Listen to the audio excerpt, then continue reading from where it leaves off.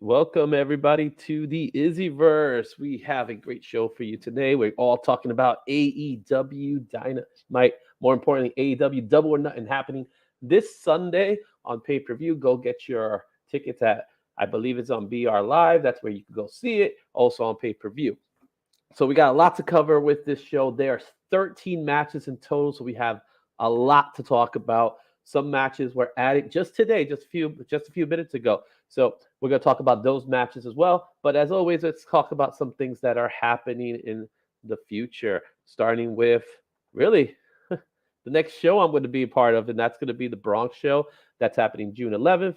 June 11th, come out to the Bronx Comic Show. It's a one-day event. It's happening in Grandstand Banquet Hall over in Tremont Avenue. Go check it out. We'll be doing some giveaways there, as well as having some fun times doing sketches for people and things of that nature. So it's great to see you guys, and that's going to happen on June 11th. There's some other things happening in the front. I'll get to those things later. I want to get to the main event today. What we're going to be doing today is we're going to be talking about AEW Double or Nothing. This is an inaugural pay-per-view. We got the third pay-per-view of the year for them, and I want to introduce my guests. Let's go ahead and start with a friend of the channel, someone who's been here since day one. Jorel, what's going on, bro? What's going on, guys? All right. Jorel, you excited for Double or Nothing? Very, very excited. Awesome. Also with me, someone who does a lot of these wrestling shows with me, also the writer of Disciple, who made his Kickstarter happen, Todd Matthy. What's going on, Todd? How you doing? All right, Todd's here. We're going to be talking a little bit about some Double or Nothing. You feeling excited about this card or what? Yeah, man. We'll talk more, right? And just jumped in. He's new to the channel. He's a new friend of the channel. He was excited to be a part of it. Welcoming to everybody, Pete Rosado. Pete, what's going on? Hey, Izzy, thanks for having me. I am super excited to be here. Todd, Jorel, nice to meet you, gentlemen. We're gonna have some fun tonight. Yeah, we got a big card lined up. I don't know if any of you guys had a chance to watch Rampage just a few minutes ago. I managed to watch Rampage, and we did get some results, and we did get some new cards. So we'll talk about those new cards that were added, as well as the remainder of the card. But before Double or Nothing starts, there's going to be a buy-in. All right. So the buy-in, the match that's in the buy-in is one that, believe it or not, I am excited to watch. Only because I like Danhausen. I really do like him. I think he's hilarious. He's obviously a comedic act. He's just a gimmick. Nothing really special about him being one of those guys that's going to be a world champion or anything like that. He's just a comedic act, and I really do enjoy that about him. What do you guys think about the buy-in? Hookhausen versus Tony Neeson, Smart Mark Sterling. well, all right, Hook and Danhausen are going over, which is how it should be. And to not do that would just kill either one of them. Nobody cares about these other guys. Yeah. Well, I think in my case, I think Mark Sterling is going to be the wild card in this whole match. I think Tony Nese, he's one of those guys that he's talented. He's just lacking this charisma. What do you think, Jorel? What's your thoughts on this match in particular, man? Very excited to see Hook and Danhausen working together in a tag match. I'll admit, at first I wasn't too crazy about Hausen because I was trying to figure out, who this guy was. I didn't know. I'd never seen him in a match before. Never heard of him or anything like that. I'm sure you guys, know much more about Hausen. But then as I began to see him on the show, each week as it progressed, I was like, wow, I'm really getting to like this guy, especially his segments that he's having with Hook. So I was like, I love it now. So I'm really looking forward to the match with Tony Nese and Mark Sterling. As far as Nese goes, I got to say, he has a wonderful physique. I think his physique alone is charismatic. However, what they can do with him and maybe storylines, I just don't know. Maybe if he can find a way to come up with an idea for himself and a good gimmick, or maybe it'll work out. But who knows? Who knows what's in store? What about you, Pete? What do you think about this particular match? Well, I'm a big fan of Danhausen. Very, very evil. Very nice. I've loved Danhausen, and I had the pleasure of seeing Danhausen live at an Invictus Wrestling show here in New Jersey.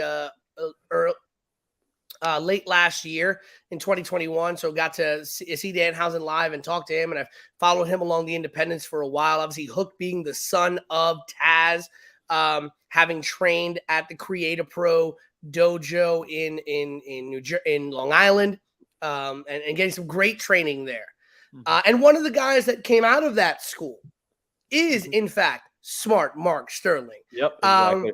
Comes out of the Creator Pro school himself. And don't be fooled by the character that Smart Mark Sterling plays on television. The man is a very accomplished wrestler in his own right. And we all know that the premier athlete in Tony Nese's name is more than just a moniker. He is definitely an insane athlete. I do agree. Hook and Danhausen likely my pick in this match, likely the ones that are going to win this match. I see probably Smart Mark Sterling being the reason why they win this match. But Tony Nese has a lot of potential. I think Tony Nese has a lot of potential. And I really like what they've done with Smart Mark Sterling as a heel manager type of character without being too over the top. But the issue that Nese has is that, again, it's just a very loaded roster. And so it's a question of who's going to be the most over with the fans. And when you start bringing in these names like a Swerve Strickland, and you start bringing in the Keith Lees, and you start bringing in all these different guys, it kind of stacks the deck against Tony Nese. But don't be fooled. Tony Nese can go with these guys at any time. He can go with the best of that roster in that ring. Yeah, I agree with you on that sense. My personal opinion with Tony Nese is the fact that he does have there's this charisma that he's lacking. I think he can be charismatic and he has potential, but he hasn't found, I hate to say the term, the pun, that hook, right? That hook hasn't come in. When he was in WWE, he didn't have it. Now that he's in AEW, I think when he first arrived, it was the same scenario of, oh, this guy's now here. Let's see what he could do kind of thing. And I think in the case of Hook and Danhausen, the crowd loves them for two different reasons, right? And just like you said, both not only did Hook work with it, just like with Creative Pro, and all four of us have been part of going to their shows, and we got to see Mark Sterling wrestle there too. We know he's a good wrestler. I think Mark Sterling is going to, if he continues on this trajectory, I think Mark Sterling has the potential to be a really good wrestling manager. He has that in him. It's almost like seeing an early Bobby Heenan being formed in a weird way. Because that's what I see when I see Mark Sterling, especially with what he's doing with Matt Cardona and the rest of the guys over there. What do you guys think? Starting with you, Todd. Maybe. I mean, tell you the truth, I really don't pay much attention to him. I mean, he's usually there with Jade, but anything could happen. I mean, yeah. What do you think, Jorel?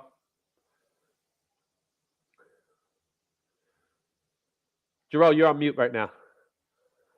Sorry about that. Yeah, I think Sterling. I think it'll definitely work out with Sterling. I think as a manager, there's many places that he could go. There's many ways to utilize him.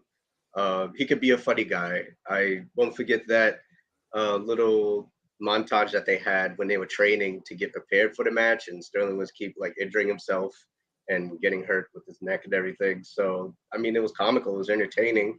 So I think that he should definitely put him on the shows, and we'll see what he's capable of. Yeah, because what he does with Jade is pretty good. Let's move on to the actual card now. That was the buy-in. There's only one match announced for the buy-in. I'm assuming there might be a second match, but they haven't made any announcements. What they did announce today in Rampage, in case you guys didn't hear the news, is they announced Darby Allin versus Kyle O'Reilly.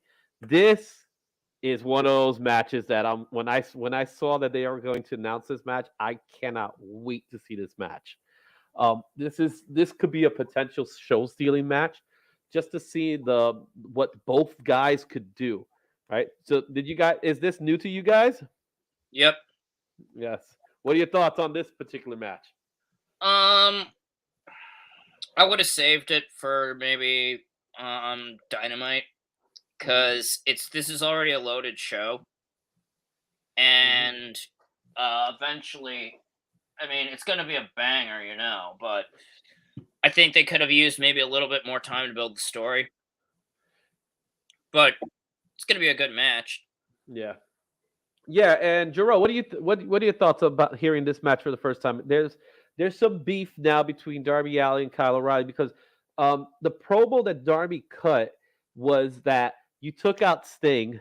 Now, if we don't have this match, I'm taking out Adam Cole, I'm taking out the Bucks, and I'm taking out anyone else that's associated with you. I want this match. So they made the match. So what do you think, Jorel, hearing that? Going on the bandwagon of you guys, yeah, I agree. This is going to be a very good match, and I look forward to it. I didn't expect it. I didn't know that it was going to be added, but just add it too. Just add it. Yeah, I do want to see. I did want to see more build up towards it to gain momentum. So it's like, hey, I mean, I'll see it. I definitely look forward to it. The guys, they completely match up together perfectly. So I think this will be good. So I don't mind any additions to it. More matches to see, more entertainment. So I'm happy about that. Yeah, and I'm with Todd as far as this being a loaded card. There's a lot of things that we're gonna watch, and I think this is one of those matches. I think this is gonna be an early match. So being that it's an early match, it's going to have the ability of taking the time it wants to have, right? I'm sure it's going to be a short match. I don't think this is going to be a long match. Can this match have some kind of shenanigans in place with Yes. Bobby Fish's involvement in it? I think that's the case, and that's how you shorten the match. So I don't know if we're gonna have a clean finish with this match. I don't think we will. What I see happening is I see Darby probably taking the L for this match, only because Bobby Fish's involvement. What do you guys say? Yeah, I can see that. Right? All right. Another match that was added today, which is a match that we actually expected to have happen, but they finally made it official today, and that is Paige VanZandt, Scorpio Sky, Ethan Page versus Ty Conti, Sammy Guevara, and Frankie Kazarian. What I think we initially wanted was a tag team mix match, but they added Ethan Page and they added Kazarian into the card. And I'm not even sure what to think about it. This is one of those I guess this is one of those booking decisions that just it came out being a little awkward how it's been. Because Sammy go ahead, Todd. Yeah, just move on from this feud. Just move on. I mean, just make Sammy heel. You can't be a babyface when you got the hot girlfriend. Well, all the other stuff that comes along with it, with the title and what they did with the title, that was not exactly baby face-ish, if you know what I mean. Yeah. But they introduced a new TNT title today, and I must say it's the same plating, by the way. But they ended up doing, and you can kind of see it with Scorpio Sky's image here, but it's a little different. They made it a gold belt. A gold leather belt. So it's kind of a yellowish. It looks really nice though. I have to say it looks really good. So once you guys see it, you'll see what I mean. But the belt looks really good. I think what's going to end up happening is I do see Scorpio Sky turning into a babyface. I see that happening where there's some kind of turn happening because. Again, Sammy is not a good guy. He doesn't work well as a face. Jorel, what do you say? I'll say that first off, I love these guys. They're great performers and entertainers in the ring. However, I'm just so confused with how they switch up whether they're face or heel. Like every week, I'm like this. Yeah, is Lambert's supposed to be the ultimate heel for AEW? I mean, he's Cornette Jr., but because they couldn't get Cornette. Yeah, he really is. with him in particular, though, what I see is he says things, and sometimes the crowd agrees with him when they shouldn't. You know what I mean? And it's all dependent on where they are, right? So Yeah. he's very polarizing in that way. And who he's talking to. Yeah. So you're in the state of Texas, they love him. You're in New York, they won't love him. You know what I mean? Well, I mean, they loved him when he shot on Brandy. Oh yeah. Well, again, it's depending on who the shots are being fired to, Yeah. right? So if he's shooting at Sammy, then there's a good reason to love him because people are really not liking this Sammy character. Sammy's character, it's just he's a heelish type character, and they tried the whole babyface thing, and it hasn't worked. I see that Pete's back. So Pete, that face. did you get to hear the news about this particular match happening? I did, and as you said, we kind of expected it. We know that Paige VanZandt's been training for an in-ring debut, and what a better place to do it than at Double or Nothing. It's either going to be here or it's something like an All-In, where she's going to make that kind of a big splash. I do agree with you. I'm getting tired of the whole force feeding of Sammy and Tay as baby faces when we all know that they should be heels. I do think, though, Sammy does work as a baby face. Just the presentation they've given him since his run in AEW has been very heelish. I thought he was a very good baby face when he split from the Inner Circle. The way that he was doing that, he really had the crowd on his side. But, with the whole Tay Conti thing and the blurring the lines between reality and the television and the product, really made him a heel. I can definitely see a double turn happening here. I could see Tay and Sammy finally being planted in as the heels and kind of Scorpio going babyface. But yeah, Dan, I love Dan Lambert. Let me just say that. I love Dan Lambert. He's one of those guys where it's just like, he's going to tell it like it really is. He's not a wrestling promo. He just tells you what it is, whether you like it or not. But he speaks the truth, and that's what I think it is.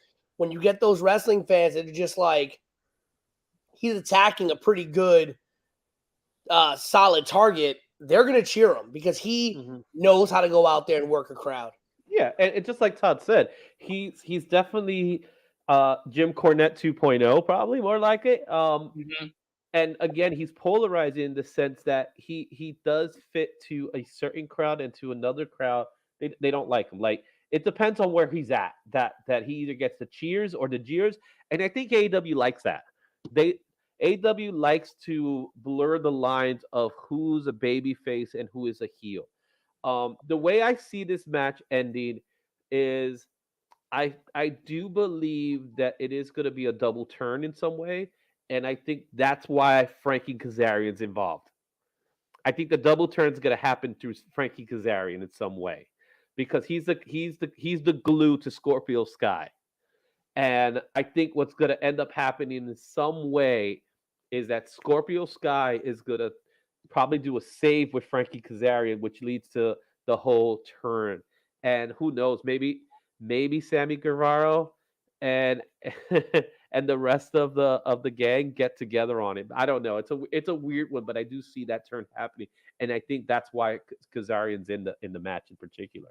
I think that's why he's involved in the match in some way. So, what do you guys think is going to be? Who's going to win, Jorel?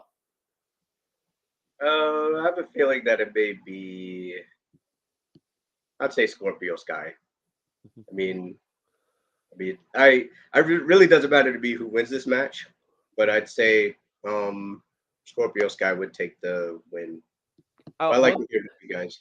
Another thing that they did mention, I failed to mention this part, is that if Scorpio Sky's team wins, that's it. No more title shots for Sammy or Frankie. That's it. No more. It's over. So they end the feud with this match. And if Scorpio Sky wins, the feud is over. Todd, what's your prediction? I think Sammy, Frankie, and Tay win. Yeah. Why do you think that? Because they want to keep it going, it seems. And it's just they need to do the turn and do the turn. Mm-hmm. Yep. Pete, what do you say? You're on mute. Oh, that was weird. I think Sammy and Ty Conti and Frankie win this, if only to move Ty and Sammy as heels. And then that's when I see the turn coming. I can see Ty and Sammy doing something heelish to get the win. Frankie kind of taking umbrage with it, and them kind of going after Frankie and allowing Scorpio to break away from Ethan and Paige, because Ethan and Paige VanZandt, because they're going to not want to help Frankie. Well, screw them. We lost, whatever. And kind of Scorpio being conflicted and coming back and kind of saving Frankie.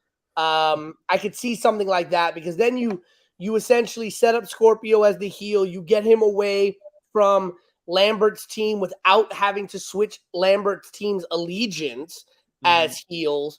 Allow Scorpio to be the baby, Frankie to stay the baby, and then Taya and Sammy to move on as heels. Yeah, and I think Scorpio Sky he's such a great baby face when you have him. He has the ability to be a great baby face. He's one of those guys that he has a future that we could just all talk about coming. He's a guy I could see him in a world title picture at one time.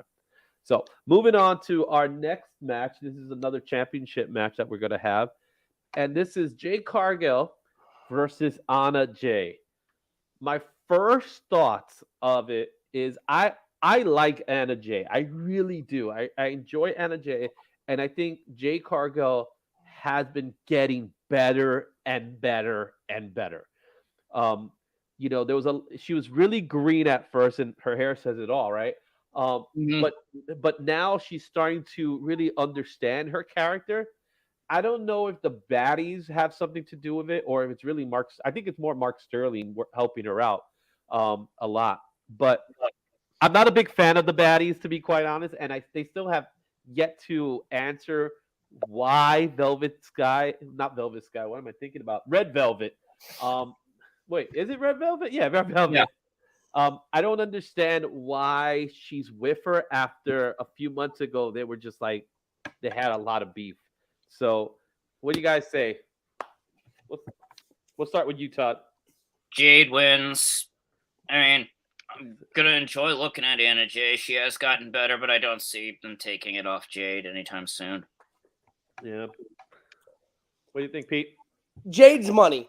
I mean, Jade is absolute money. She has gotten so much better. And again, when you're in that environment around a Bryan Danielson, around, a Jon Moxley, around some of the great wrestlers, the Jerry Lynn's and the Dean Malenkos and the Arn Andersons backstage, you're going to learn a lot. And she definitely has gotten so much better. Anna Jay's not going to be the person to take the title off for her. I do see this possibly being something where someone new debuts in the women's division to show up to kind of step to Jade Cargill. I can see that being done here. In regards to the Red Velvet question, I think they just kind of like quick dropped all the old Brandy Rhodes stories, because remember, her allegiance with Brandy is what led to her being against Jade. And so they just did a quick chop of all of that. And while it comes out looking very rocky and choppy, I can understand why they did that. And I love the baddies. I love the baddies simply because I think it gives Jade something to hide behind. And that's what you need when you're a heel like she is. Even though she's not the runaway scaredy cat heel, you still need to earn your way up to the big boss. And the baddies work in that way, which is really great. Yeah, so they're pretty much her cronies in a way, right? It gives Velvet and Kiara more screen time, which in the world of professional wrestling, screen time is the most golden thing you can get. Exactly. And with a potential women's tag team happening sooner or later, I could see that happening. I see that happening more than a trios tag team, to be quite honest. I could see them two getting the title, and then it could be like a whole we all have titles type of thing. Jorel, what's your thoughts on this match? I think it's going to be an interesting matchup. I don't think we've seen this before. I definitely think that Jade is going to get the win once again, just to put more wins under her belt. but I think to put Anna Jay in the spotlight as a contender for the championship is good because we often don't see Anna Jay competing for the title. So that's awesome. And also, they're both very gorgeous ladies. So I think it'd be nice to see them, duking it out in the ring. I like the baddies too. I think that it's pretty unique on the way they present them, especially when they show them in the crowd and stuff like that. It's almost as if Jade has her entourage because she's very over the top. So I think it's pretty cool.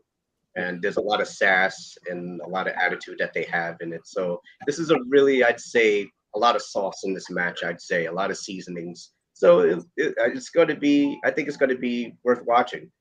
Yeah, I agree. I think it's going to be worth watching, but I do believe it's going to be one of our shorter matches with Jay taking it's a bathroom match. with Jay taking the ultimate win.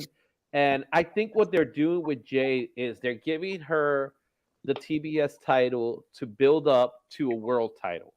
I don't think her loss is not going to happen as a TBS champion. She's going to be a world title person. She's going to get the women's title. She might end up getting the title from Thunder Rosa, and then moving on. And then that's how she gets a loss with a major person. Pete, I do agree with you. I think you need someone that's going to come in out of nowhere. Dare I say it's good? It's Ember Moon, to my guess. That's going to be the one that's going to pop in. She seems to be the most unique person to fight Jade Cargill, because you got Ember Moon still out there. You got Dakota Kai out there. You have Mia Kim as well. And who did they? Well, Mia signed with Impact. She has a six month deal. Okay, so Mia just signed with Impact, but there is someone else that just came out. Who is it? I can't. Don't say Maki Ito. No, Steph DeLander was released, but I think there's also a plethora of women on the independent scene that could come in, but I disagree with you. I think Jade's title, that she will lose the TBS championship, and she will lose it to someone. So the TBS and the TNT championships are essentially AEW's version of a television title.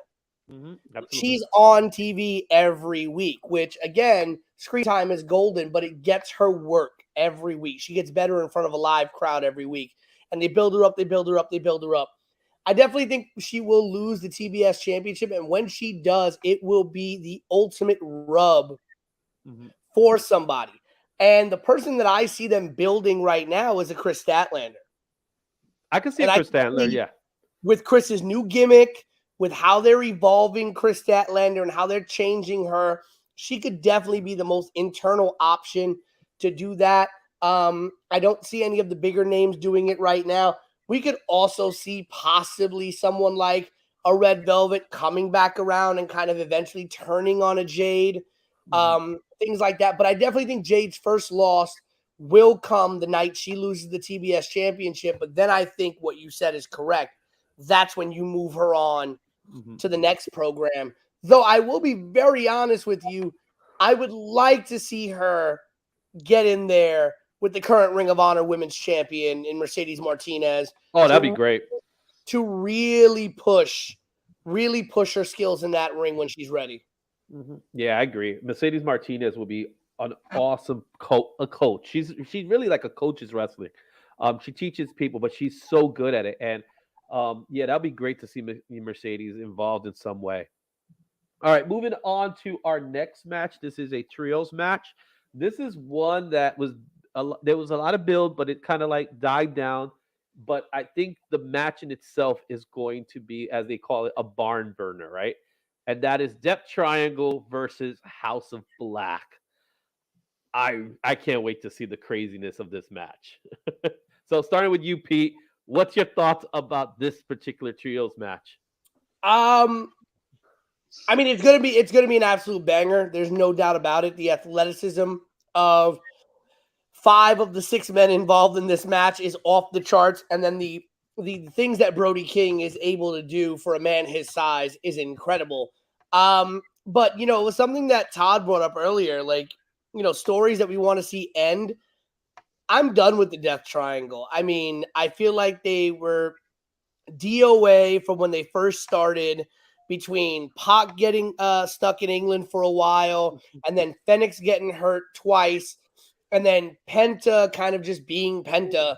I kind of feel like the Death Triangle group kind of doesn't really have any steam behind it, any momentum. They're kind of just a group just to be a group. So I kind of wish these three would go their separate ways.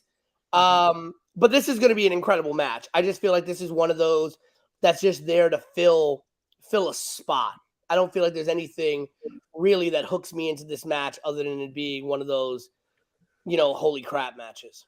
Yeah, I agree with you. I think my personal feeling is that I love seeing Pac in action, and I feel like Pac is one of those guys that he has momentum, and then because of something or another, not against his will, of course, it's not his fault. It's like the cards that he was dealt, and it's not even injury, right? It's visa issues. It's being stuck in Europe or something like that. That's the one thing that holds him back, unfortunately, because I think Pac does have the ability to be a main eventer. He's demonstrated that, especially with his matches with Kenny Omega. Todd, what's your thoughts? I'll be in the bathroom, and when I come back, I expect to see an evil Julia Hart. Otherwise, there is no point to putting this on. And speaking of things that have to end, just turn her already, or don't. Well, I don't know what's the deal with her. I don't personally. I think the whole Julia Hart thing is it's taking way too long for it to happen. I don't know. I don't know what to expect for, and I don't know how she relates in this match. This match in particular, she's not related in this match in any way. She doesn't have no connection with the Death Man. Yeah, so it's like there's no connection to the Death Triangle here with her in particular. But yeah, I'm with you. She's gonna turn. Jorel? I think it's going to be an explosive, wild match as always. Whenever you pit these guys against each other, they're like high flying, kicking everywhere, jumping from everywhere, slamming from everywhere. So I think it's definitely going to be a great match. This has been something that's been like prolonged. This rivalry seems to be kind of lagging here. It is time for them to end it.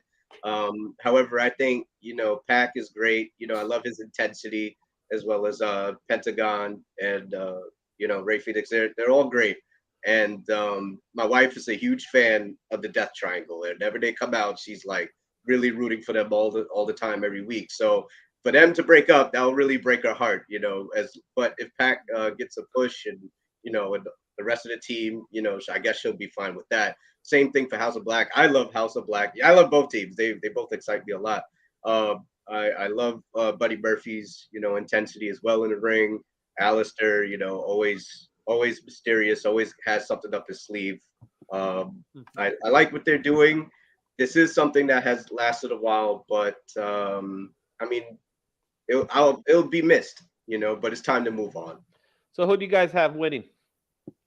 House of Black. House of Black. Same. All right. I agree with all of you. House of Black gets the win because I do see them becoming a bigger entity, a bigger faction in AEW. They're starting well. Death Triangle is dwindling away. I think they're only connected if there is a trios title coming. That's the only reason why I see them connected together right now. I think that was the reason that we were connected in the first place. Now it's like they don't really have the whole Pac scenario with the Lucha Brothers. I still don't understand their connection together. They work great together. Don't get me wrong. I think they work great together, but I don't see why they're together. I don't understand it in some weird way. Where House of Black, it is very clear that they're a unit. So moving on from that match, we're going to go to what some people might call a dream match, but it really isn't a dream match. We've seen this match before. Today, they took it to the next level in Rampage, and that is the Bucks versus the Hardys. Elite versus the Elite. What do you guys think? Bucks are going over. We all know what it's going to be, but they're there for the Bucks. This is the Bucks getting in their dream match on pay-per-view. I've seen this match like 3 times. which is great. I saw it when it happened at Ring of Honor, which was a fantastic match. I remember the night the Hardys debuted in Ring of Honor. I was sitting in the third row in the Manhattan Center when the Hardys came out and confronted the Young Bucks in the ring, and the Hardys were in the middle of their going after the gold everywhere, their expedition of gold, which was fantastic. I could see the Hardys going over in this match simply because you want the Hardys kind of having that big win in every major company. I could see it more so if the Bucks had the AEW Tag Team Championships. I think if the Bucks go over in this match, there's going to be some shenanigans. There's going to be something where Cutler's getting involved and Nakazawa's getting involved and all this stuff. But it's always great to see these two teams go at it. I've got the Hardys. I want to say that this is going to be a clean one, even though I know it's not. But I'm going to pick the Hardys in this one. But it'd be so much better if this were the Hardys getting, and I think they will, the AEW Tag Team Championships, because they will then be able to say they've held the Tag Team Championships in every single major company. Mm-hmm. Jorel, what's your thoughts? Personally, since they're on AEW programming, I understand, yes, they've, fought each other before. I think this should be a rivalry that should be a bit elongated. Maybe fight each other in some maybe ladder matches or something like that, or putting some tables in there, some chairs in there. I think this can be something that they can make great.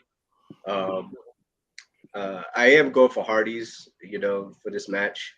I think that it's pretty difficult. I love Young Bucks and I love Hardys too. So I am going for the Hardy Boys because, the Hardys actually, because Young Bucks, I think, they've made their plight here in AEW, and I think now it's time for the Hardys to get their win for this one. So what I think about this particular match, I think this is the first of a series. So, and what they did today, in Rampage today was the Hardys, not the Hardys, the Young Bucks came out dressed up as the Hardys, in which Matt Jackson came out like Matt, and Nick came out with a face painted Jeff with Gangrel. They came out with Gangrel. And it was so funny because they came out as Team Extreme with Gangrel, and Brandon Cutler came out dressed as Lita. Oh, good God, I don't want to see that. Yes, exactly. Burn my eyes. Yes, what you think in typical Lita's 90s garb. I will tell you that much. So if you know what I mean, you know what I mean. Cutler pulled it off. Cutler did it. It was comical. Of course, they ended up beating some jobbers. Bless you. They ended up beating some jobbers, and after the match was over, then they turned on Gangrel. It was so bad. Gangrel, you could tell Gangrel's he has a few years in him already. They turned on Gangrel, and then the Hardys actually came out, but they didn't. You know how when they're beating up on somebody, you run to the ring. The Hardys were like, yeah. They kind of like jogged into the ring. So they're actually showing their age a little bit. But I do believe this is a series. This is going to be the start of a series. And it's gonna end with some kind of deletion type match or something like that. Boy. Or some TLC like match. Because I do believe this is going to end in some kind of stipulation gimmick match. Delete. Something, the final deletion, whatever they want to call it. I don't know what they'll call it, but I do see this. The elite delete. The elite delete-ish. I don't know, whatever. But what I would like to see more of, I think this is a match that many of us have seen. We haven't seen it in a pay-per-view caliber. There we go. So it's okay. But what I do want to see more of is I want to see Hardys against other people. I want to see him against Red Dragon. I want to see him against other groups. I think that's more important than the Young Bucks. I think this is one of those matches that I think they kind of just want to get it out because they've been wanting to have it instead of doing, let's wait. I think they just want to get it out. But I do believe this is the first of a series. That's my thoughts on it. And I'm gonna go with the Young Bucks by shenanigans in some way. That's who I'm going for. That's what keeps the story moving forward. So that's my thought on that. So moving forward to our next match, talking about big match, the Anarchy in the Arena match, where you got the Jericho Appreciation Society versus Santana, Ortiz, Eddie Kingston, and what's the name of that group? The BCC. The Blackpool Combat Club. Combat. I call them the BCC. I think that's what they're going by. So they're going by the Bronx Community College. Uh-huh. I don't know about you guys. I love the Jericho Appreciation Society. The best he's been in a while. Oh my God! And he has this. What I love about Jericho has always been one of my favorite wrestlers of all time, only because of the way he reinvents himself. Because you could tell he's playing an older, worn out rock and roll star, right? And he's playing to that game. And I love that this particular group is really mocking WWE. That's what I love about them. How they're mocking WWE. Entertainment wasn't the key. Well, the one thing I could say is that you have Matt Menard. Always when they do the entrance, he says for over 12 weeks the recognized leader. Yeah. So every week is like they add the new week, and it's the best. I love it. You see, there's something missing from them, and that is gimmicks. I mean, they should. I mean, if he was available, they should have Bruce Pritchard come or Jericho have a box of gimmicks, and they pull one out, and that's gonna be their gimmick, And you have Jericho go, no, you got to embrace the gimmick, So maybe somebody is the Red Rooster, and they try to do it the way Pritchard said Terry Taylor should have done it, even though it was bad. Or maybe someone is Mantor or some. The sports entertainment guys aren't being sports entertainment. They need to do the gimmicks, And I think Blackpool Combat Club and Eddie take it. You think they get the win? Yeah. Really? I don't know. I really don't know because I think there's a whole Eddie Danielson issue going on here. I honestly thought they were gonna bring back the remaining members of LAX. That's what I was hoping for, but it didn't happen. I guess they were trying. They might have been working that out, but it didn't work out. Well, because it made sense to do it that way. Yeah. But the addition of and I forgot about Moxley's connection with Eddie Kingston. That's one of those things that they kept dormant and we completely forgot about. Yeah. But what cracked me up about the whole Eddie Kingston part of it is a few weeks ago when they stole their shoes, just rocking with the shoes. I'm like, got the shoes. They're always stealing the shoes. So they're doing more of the sports entertainment than the Jericho Appreciation Society. Yeah, which is kind of like ironic. I mean, yeah. Pete, what's your thoughts? First of all, I love the Jericho Appreciation. I love them. They're the best, man. I like what gimmicks. Yeah, I love what Jericho's doing. He kind of did go into the box of gimmicks because he gave 2.0 brand new names. But they don't have like a character. They're not like not one of them is like if there's no Well, yeah, but the age of gimmicks is also mostly dead. And the only gimmicks you still see dead. 2.0. It's alive. But yeah, I mean the gimmicks are mostly dead, but 2.0, like he kind of went with the whole like I'll change your names, I'll do this. They're doing the more over the top stuff. You've seen Daniel Garcia kind of like have a gimmick, so to speak, rather than just being the shoot fighter. I don't think this is a match that you have. Jericho Appreciation Society should win this match if it was Kingston, Proud and Powerful, and if you brought in like Homicide and Hernandez from the original LAX. Yes, Jericho Appreciation Society should win this match, but because you have the star power of Moxley, Danielson in this match, I don't see them losing this match, but I do see this storyline continuing. Oh yeah, I definitely see it continuing. I think that 2.0 is going to be the ones that end up getting the loss because they're a second level jobbers right now.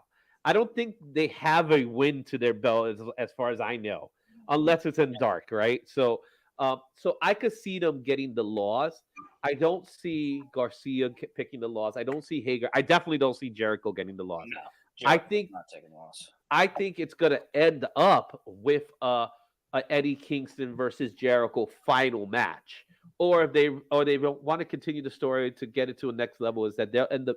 This is going to be a blood and guts match, but because I see that happening, and maybe that's where we get LAX involved.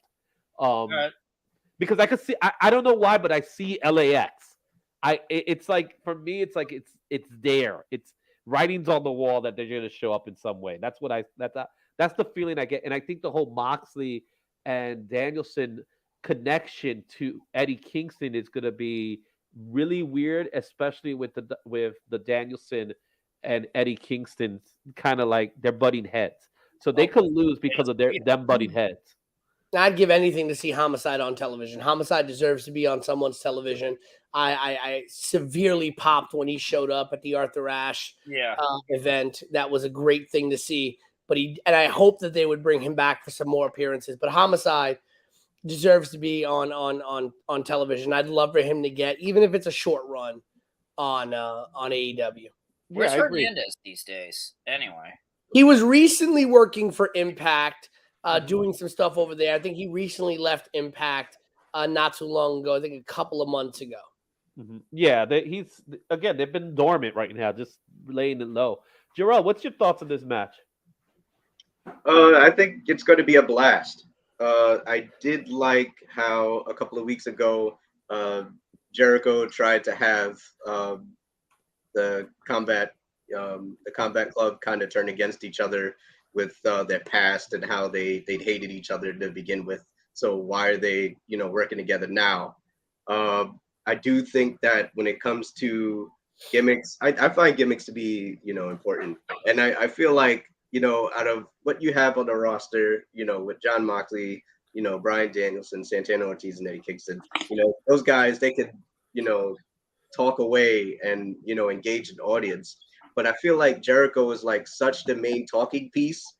And when it comes to, Jake or, Garcia, Angelo, and Matt, it's like, I don't get that same intensity and feeling that I get from Jericho. So I think they really have to work on that to equate the amount of juice that Moxley and, what William Regal's team has.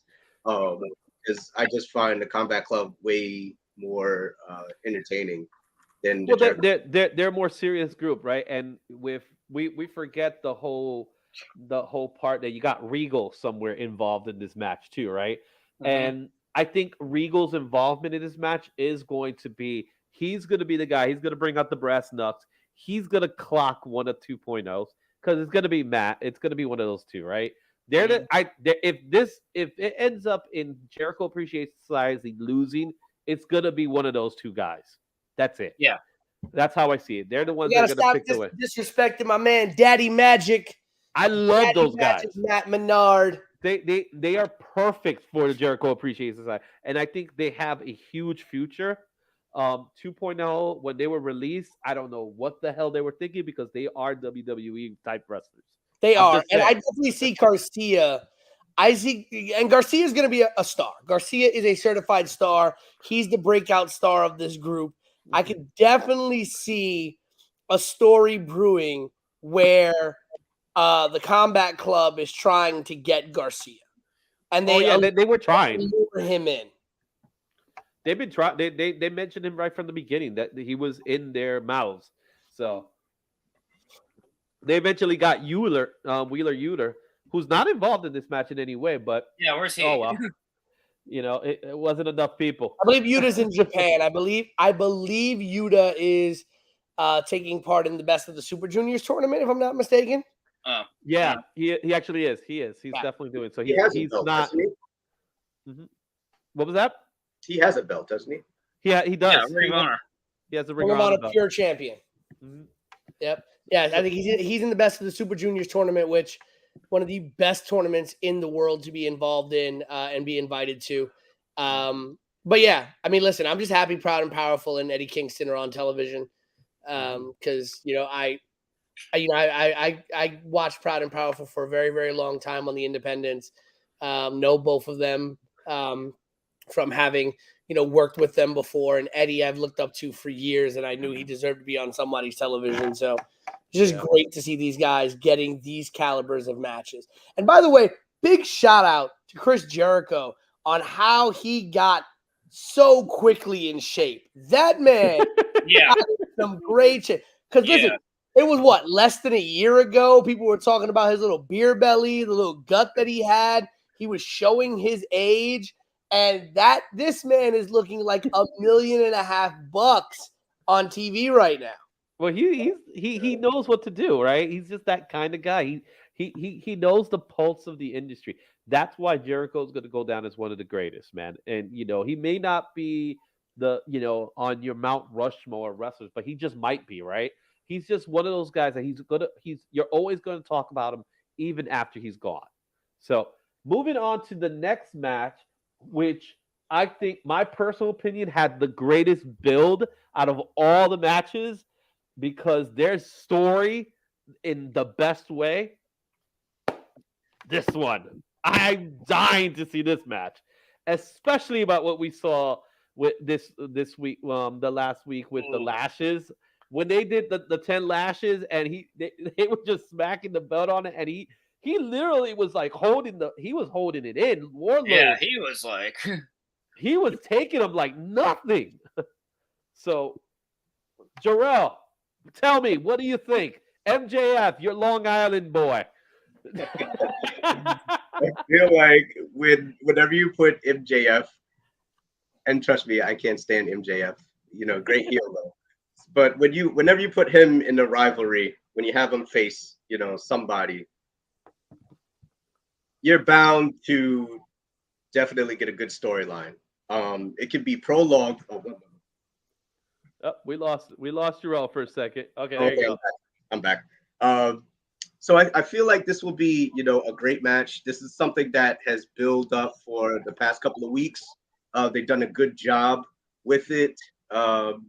Once again, like MJF, whenever you put him in the match with somebody, the way the build-up is compared to a lot of other rivalries and matches that they have in AEW, it's always, it definitely be something memorable. And I feel like this is something that has started from, way back when MJF was bad-mouthing him, Right from the beginning, though, right when he first showed up, when Warlord first showed up. Yeah. So I'm really excited to see how this will work out. These guys are, really funny to work with. And I'm excited. This is going to be interesting. I'm very curious to find out who's going to win this match. Oh, I know who's winning. I think it's an obvious win. It's an obvious win, I think, but my personal opinion. But before I even say what my opinion is, Pete, you tell me. What are your thoughts? I love MJF, man. Probably MJF's biggest fan. You're not from Long Island, though. And listen, MJF is going to be the biggest thing in this business. Oh, hold on, I gotta check the contract, make sure I said everything he paid me to say. Listen, I love MJF, I do, and I say that biasly because I spent time working with MJF very early in MJF's career. When MJF was the best 2-year veteran out there. I was working shows with MJF. I technically did something that AEW said they did for the first time ever. I was actually the first person ever to do commentary with MJF in his career, not AEW. So it was really great. But MJF is fantastic. You know, it boggles your mind when you think about MJF has been part of so many big storylines since the beginning of AEW, and you can probably count the number of matches he's been in on your fingers and toes.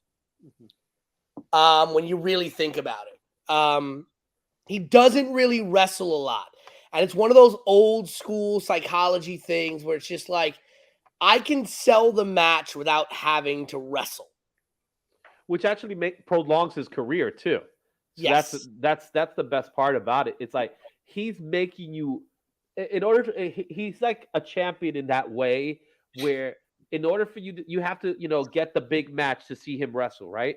But with MJF's approach is that he's such a good mouthpiece. Right now he's the hottest mouthpiece in all of wrestling, period. One of the best promos in the game. Yeah, exactly. It generational too, right? So if you go with like this generation's best mouthpiece, best heel character, MJF for me wins hands down. Yeah, right? Yeah, I think you have some great guys on the indies, guys like the Greek God Papa Don, Darius Carter, MJF. Like when you talk about like when MJF was still on the independent scene, those were the kinds of names that were being brought up along with him.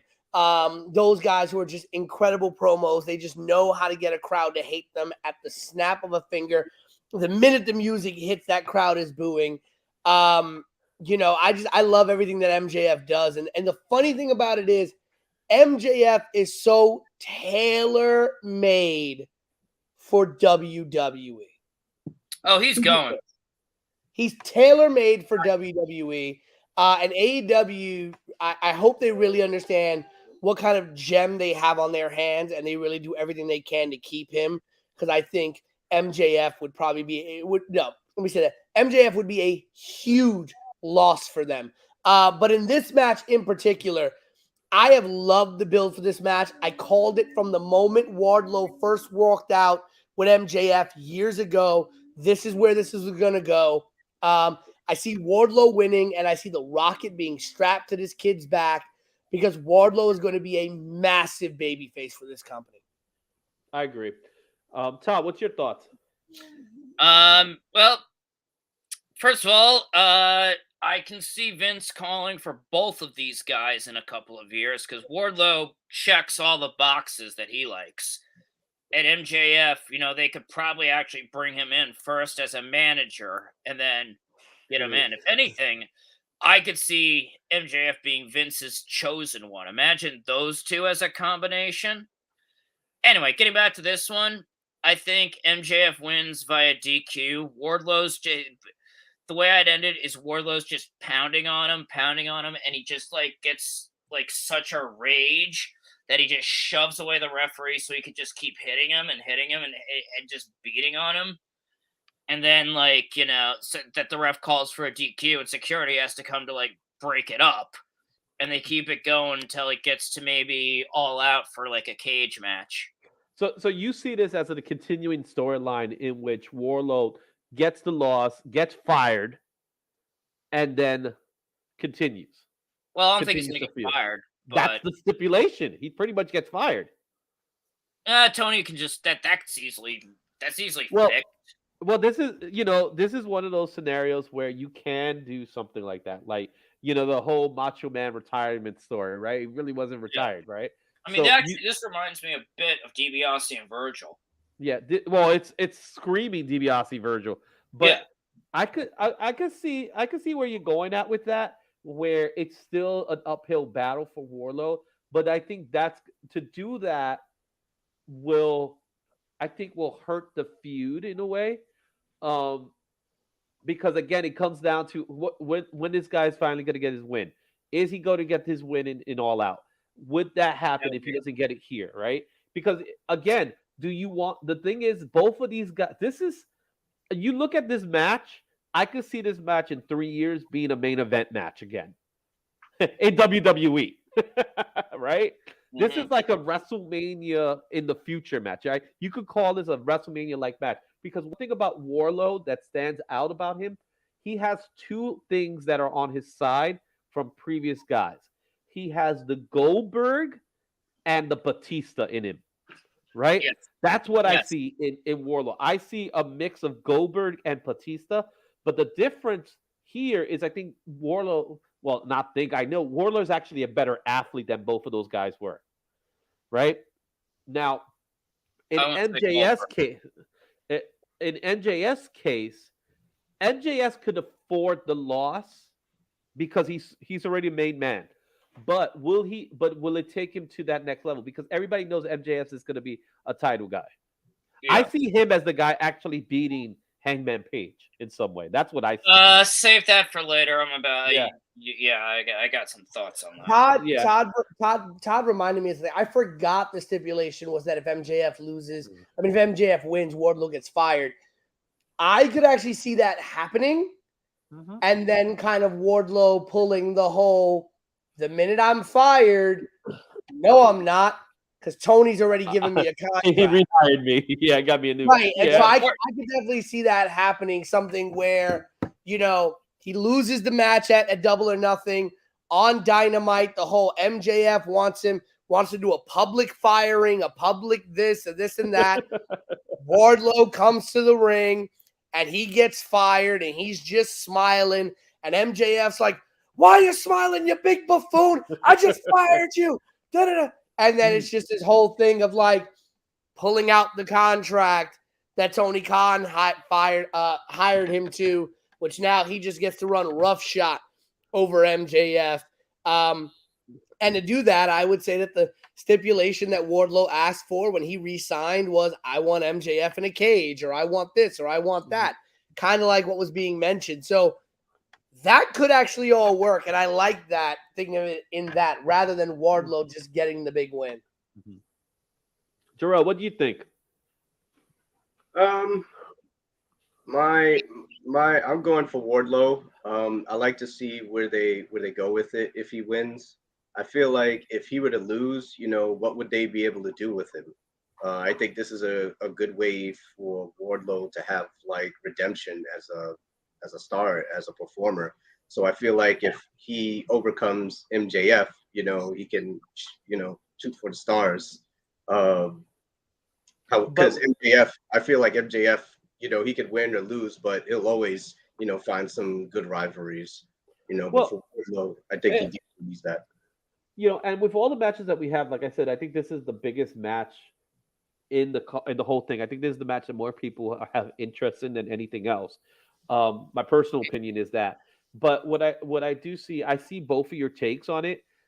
If you have Wardlow win, is the feud truly over?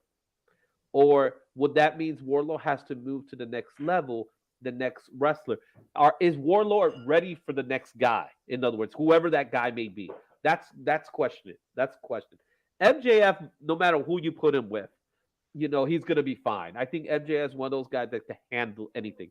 Wardlow is still He handled Wrestle Marco's stunt. Yeah, MJF, right you could do anything with MJF. With Wardlow in particular, he's green in the sense that can he make a story with other people? Right? Obviously, MJF is making the story happen with Warlord. That's not. But can they protect Warlord? Because we haven't seen him with mic skills or anything like that. He's not much of a talker. He's always been, a enforcer character. And sometimes it's to make it or break it. The crowd loves him, right? They're feeding off of it. But the crowd loves Warlord because of their hatred for MJF. That's what I think. But I think Warlord, because of that love, can they take it to the next level? Can he become a top tier wrestler? That's the hardest part I think he's going to have to overcome. And if they continue the story, like you guys said it, like he loses, we haven't even talked about the Sean Spears of it all, the chairman involvement, which he can definitely be involved, and I'm sure he will be involved in some way. The diamond ring, the chair, everything that it takes. They could do that and then have him, as you say, come back on Wednesday on Dynamite and say, well, I got a new contract.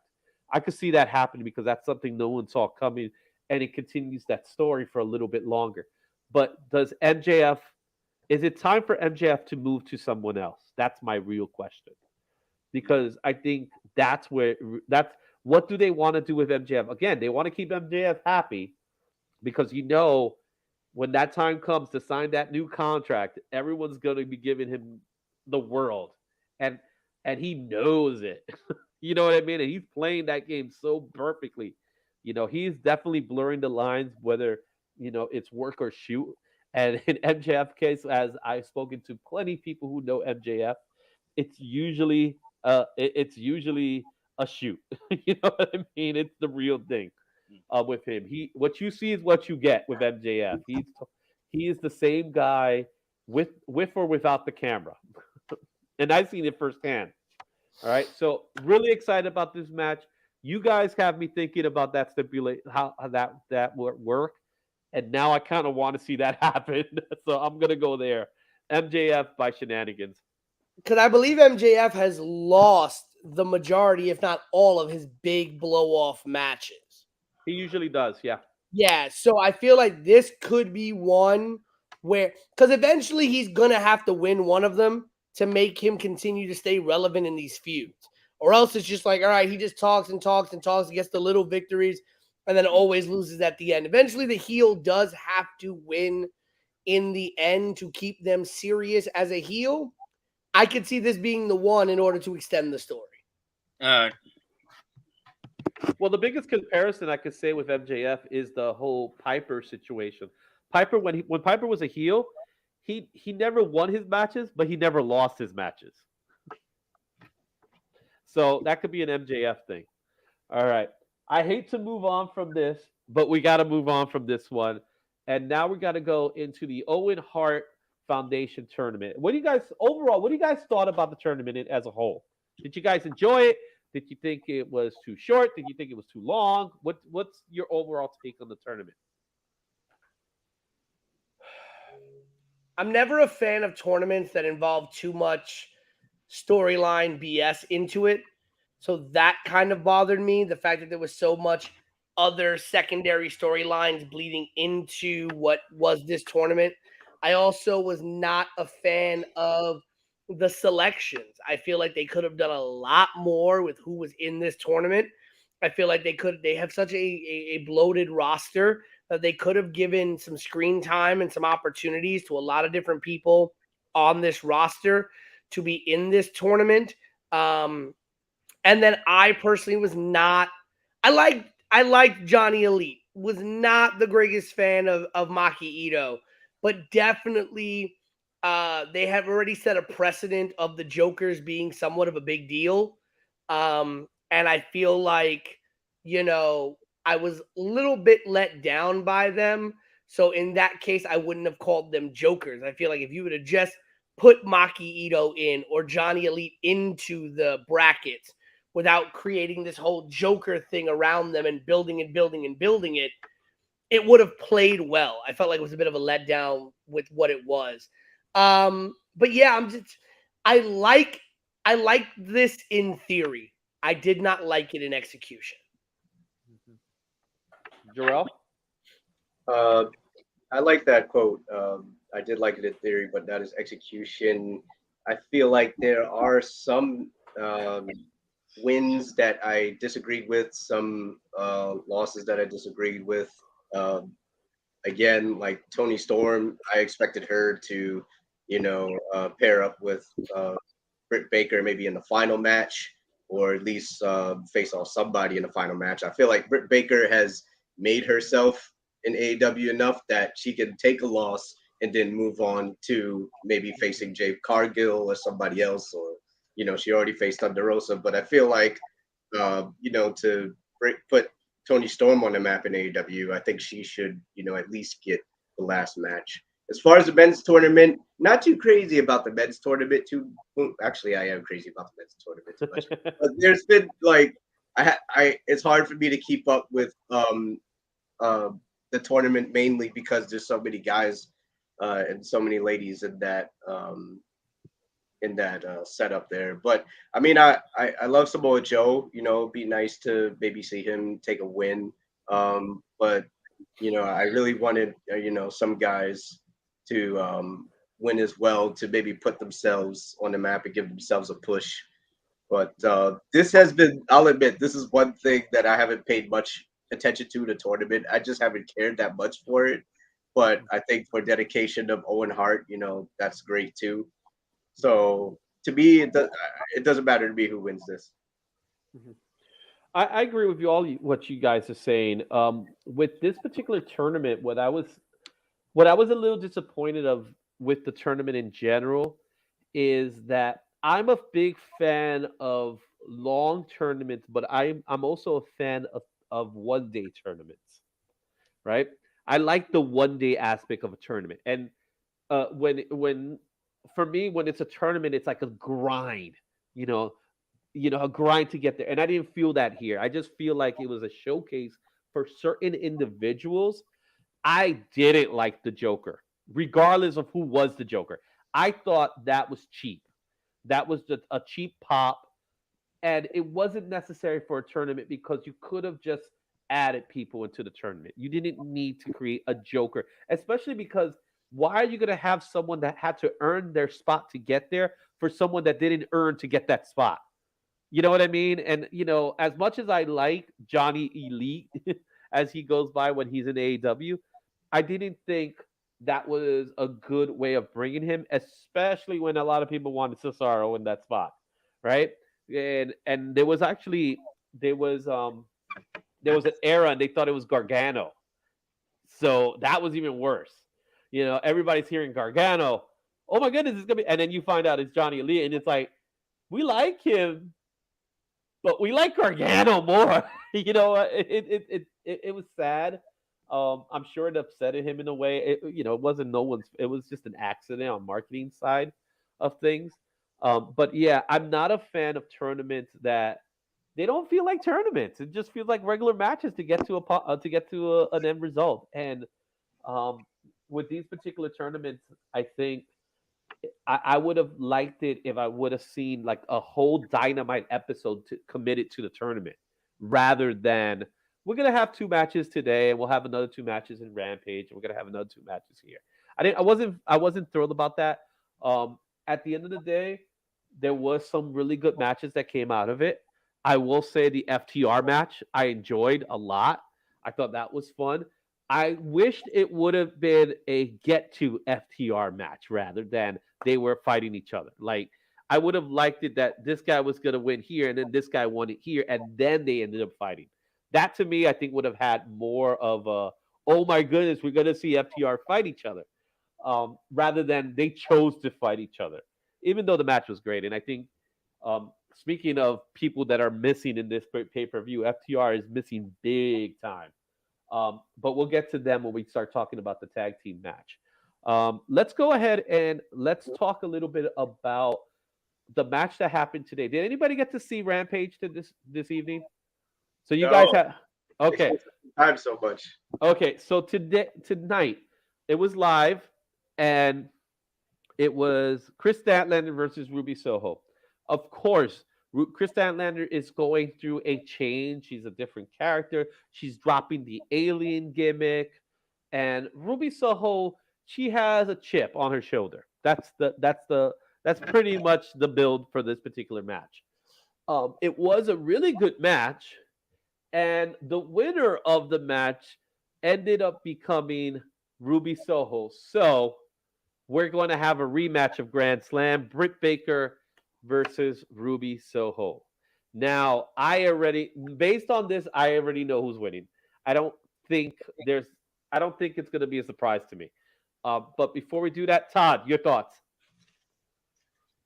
Give it to Ruby Soho. Baker doesn't need it. Mm-hmm.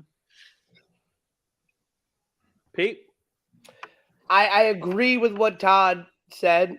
Baker does not need it. Britt didn't need to be in this tournament to begin with. Britt doesn't need this win. Ruby, I think, needs it more, but I see Britt getting it because I see the overarching story of this being Britt and Adam winning on both sides, and then you have that power couple that isn't necessarily I saw you that. know, they've had some appearances on AEW television, but I can definitely see it happening because honestly, for you to get Britt and Adam this far and them not to win, why did you even put them in the tournament? I feel bad because I think Ruby Soho definitely Ruby and Chris could have been a great finals. And that would have been a finals I would have been really happy to see because both of those women deserve the opportunity to have that caliber of a match and to have that kind of exposure. So yeah. Yeah. Jorel, what's your thoughts? I think I wish I could have seen maybe Ruby and Statlander or Britt Baker and Statlander or better yet Ruby and Statlander. So it's like I'm so wishy-washy on who I would want to win because all of them are great. So it's like hard for me to choose. I think it'd be great to see Ruby win. I think she does need to get some type of push there. So for her to have a victory over Britt, I think that would mean a lot for her in her career in AEW. That'll definitely give her a lot of momentum in the future and something to look forward to. However, yeah, if Britt gets the win, this is more, statistics for her, more wins for her. And she'll be able to back that up in the future with whoever they pair her up with, which could be a Jade Cargill or something like that. And once again, if Statlander, they did have her in the finals, I think that would have been a better idea. This is something we saw, already. So why do it again in this case? But I mean, I'd go for Ruby on this one. I'd love to see her get that push. So, as far as how it went down, Ruby did get the win. The crowd was not happy. The crowd was not happy. And the crowd was definitely going for Statlander. And I think Statlander would have been a better match because I think Statlander needs it more than Ruby. Because Ruby, the interesting thing about Ruby Soho is that she doesn't really have a lot of wins on her belt in some weird way. But she's established because she's a WWE person, right? She's the lady that came from WWE. So she had that going. She was the leader of the Riot Squad and all that fun stuff, right? Statlander is a, dare we say, homebred character, even though she comes from Cap as well. But she's kind of like an AEW original in some way.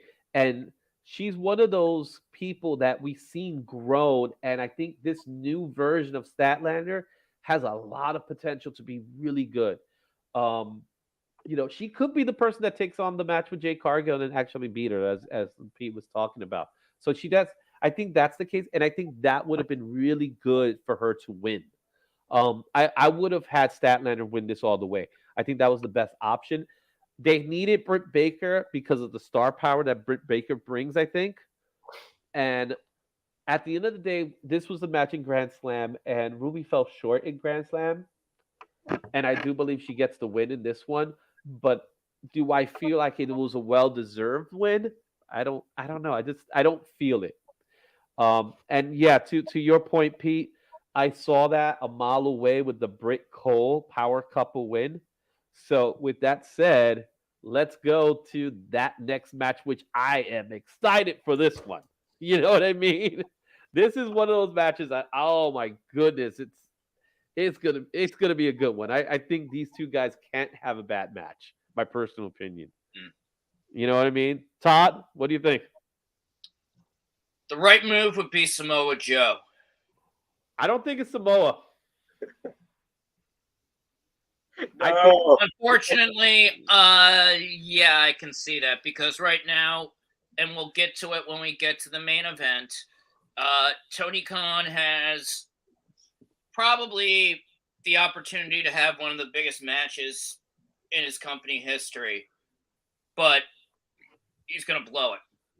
I'll tell you what. Jorel? I think, oh man, once again, it's just hard to choose. I love both these guys. I feel like if Samoa has the belt, right? or does he? He has the ROH belt. He has the ROH belt, so he has something to lose. You know, Adam Cole. No, he's not losing it. He's not losing it. Yeah, he's not a title match. Right, but at this point, he has something to lose. If he loses this tournament, hey, he still has a belt. So we all know that, you know, he's still defending his title. Adam Cole, you know, no belt, but, you know, to win the tournament, that's, you know, great on his behalf. And he's gotten this far, and he's been trying to prove his point along the way since he even got here, that, you know, that he's still the best, even if he lost to Adam Page for the title. You know, he's been, you know, he's been pissed ever since. So he's like, look, I got something to prove here. So for him to win that tournament, I think that will, you know, give us that hopefully laid back Adam Cole that fans love, but they'll love him regardless, no matter I think what direction they put him in, as far as his character is. But as far as this match goes, I'm weighing in on Adam Cole. Although I think it'll be great for Samoa Joe to win. I think that's something that Samoa would need as well to keep him, just keep him, I guess, sturdy with AEW. It's hard, man. It's really hard because I honestly think this is going to be one of the longest matches. This match, I think, is going to have time, right, for both guys. Pete, what do you think? Yeah, I mean, I love both of these guys as well. You know, I've had an opportunity to work with both of these guys, which is incredible. I have Adam Cole in this match, and here's why. It gives you something to give to Adam Cole without having to give him a title. Mm-hmm. But also, there has to be some kind of way that Jay Lethal, Sanjay Dutt, and Satnam Singh get involved. Because if we've been doing all of this for no reason, this has to be the place to build to one of your first big Ring of Honor storylines, being Joe and Lethal. Because Joe's kind of like, let it be by the wayside. Yeah, y'all keep coming out after me. Y'all keep doing this. Y'all keep doing that. We keep getting involved. But eventually this has to become a full-fledged feud. And I think this is where it happens. I think Joe loses because of somehow Lethal, Singh, and Sanjay getting involved. I think that's how Cole gets the win in this match. But I'm definitely picking Adam Cole to win this, because this is going to be one of those things that allows Adam Cole to just every single day, kind of like Jericho when he won the Undisputed Championship, just every single day to remind you, Adam Cole, baby, is your Owen Hart Foundation tournament champion, and that's what it is. And they're going to use that to build something with Cole. But I think this is more to build that storyline with Joe. Again, this is another situation of, as much as I love both of these individuals, this should not have been the tournament final. Like, I actually thought that O'Reilly was going to be in the final. I saw that. I thought that was happening too. They were going to do interference They were going to do the interference in the last match with Jay Lethal. Yeah, I don't like the fact that you have so many different people on this men's roster who could have been a part of this tournament, and you could have used this tournament as an opportunity to get them television time, as an opportunity to see what they can do in these big spots and get them over, and you didn't. And you relied on these big names when you could have done this with other people. Otherwise, I love this match. I agree entirely. There's so many people that I would have placed in this tournament. I think when you do a tournament of this kind, right? So the Owen Hart tournament is reminiscent of what we call a King of the Ring in WWE. That's how I'm seeing it, right? Because it's Owen Hart, right? The King of Hearts, right? So what I see is opportunity for new talent. What I see is people that have not gotten that chance to get that chance, right? And to see what they could do. Samoa Joe, Adam Cole, Ruby Soho, and Britt Baker are four people who already had that chance. If anything, Ruby Soho is probably the only one that probably could have taken that rub, but she really doesn't need that rub either, right? So that, as you said, Chris Stanlander would have been a great choice. I would have thrown Ethan Page, you know what I mean, into this kind of match and not get him involved in this whole this whole little You feud had that they guys got like going. Lee Moriarty, who could have been good for this. Yeah. You Dante know, Martin. Dante Martin could have been good for this. Why am I I'm really blanking on his name right now. Somebody else. Hook would have been a good choice. Well, no, I know what they're trying to do with Hook, and I know they're doing with a Hook too, but you get what I'm saying. John Silver could have been great. And honestly, the guy who I felt should have won this should have been I know he was in it in the beginning, but in my opinion, the guy who should have won this is 10, Preston Vance. Oh, really? You would have done? Yeah, that kid, Preston Vance of the Dark Order, number 10, like, he is over. And this kid is going out there. He has star quality written all over him, even with the mask on. And I felt like he could have been a great guy to really push in this tournament and push up the roster. You know, even a guy like Tony Nese, I know you got him involved in this storyline right now, but Nese would have been great to put in here. Ricky Stark would have been great to put in. Ricky Stark would have been great, yeah. You know, I would have said Keith Lee and Swerve, because Swerve is one of those guys where he again, we like him and he has this charisma about him, but he hasn't really gone. As they say, the brass ring. He hasn't reached that pinnacle yet, but he has all the potential. They don't need it. Like, Lee Moriarty is established on the independents. He's a great independent wrestler, and anybody anywhere on the independent scene will tell you, will spin a tale about Lee Moriarty and how great he is. But how do you take a guy who's been a star on the indies and make him a star on TV? You give him a situation like this.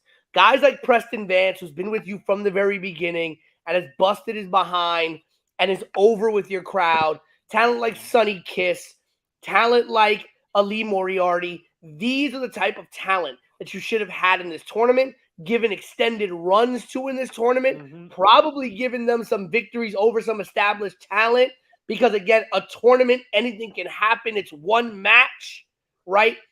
And really use this as a way to springboard some of this talent to larger heights. Yeah, and I look at it as the next opportunity to get to the next gold, right? So it's a tournament to get to the next gold, which most likely would have been the TBS or the TNT title. That's how I would look at it. It's a springboard to that. And unfortunately, they dropped the ball on the tournament. I honestly believe they dropped the ball on the tournament. That's my personal opinion. Moving on from the tournament, which, again, I think these matches are going to be awesome. The matches on their own will be great. The purpose behind the matches, and that's the thing that is like, it's a little tainted, because it's like, you know, Samoa Joe, Adam Cole, they don't need to be part of a tournament to make the match great. You could have just made you could have just made it a title match, and then that would have been fine. Your two choices to win this are likely going to be heels, and you have two heels possibly winning what is kind of a babyface tournament. Yeah. But then again, Owen Hart was never really much of a babyface either, if you remember. This is true, but I mean, in his memoriam, he has become an eternal babyface. Yeah, I've loved Owen Hart. He had a very short run as a babyface, and it didn't work for him. Even though outside, he was like, everybody loved him. So I'm really happy that they're doing this for Owen's memory. So that I'm really happy for. Moving on, let's go to our title matches that are coming up, starting with the World Tag Team Championship match. I don't know about this one, guys. I think there's going to be some good matches, but I think all the people involved, dare I say, it should all be singles wrestlers. I don't know. I am totally excited for this match. I think it's great that they're having a three-way tag team title match. Ricky and Powerhouse. Yes, I definitely love Ricky. Ricky's one of my favorites, and I feel like I just don't know who I think should take the title. If anything, it should be Keith Lee and Swerve. I feel like, Jungle Boy, Luchasaurus, they had it for quite some time now. I think it's time for them to pass it on. As far as Hobbs and Ricky, I mean, I feel like we could put them in a different angle at this point after this match. But this is something that I definitely look forward to out of the matches in the pay-per-view. These are one of them that, I'm really look forward to watching. What do you say, Todd? I say I'm with Jorel. Mm-hmm. Just get it up, but it's time to get it off Jungle Boy and Luchasaurus.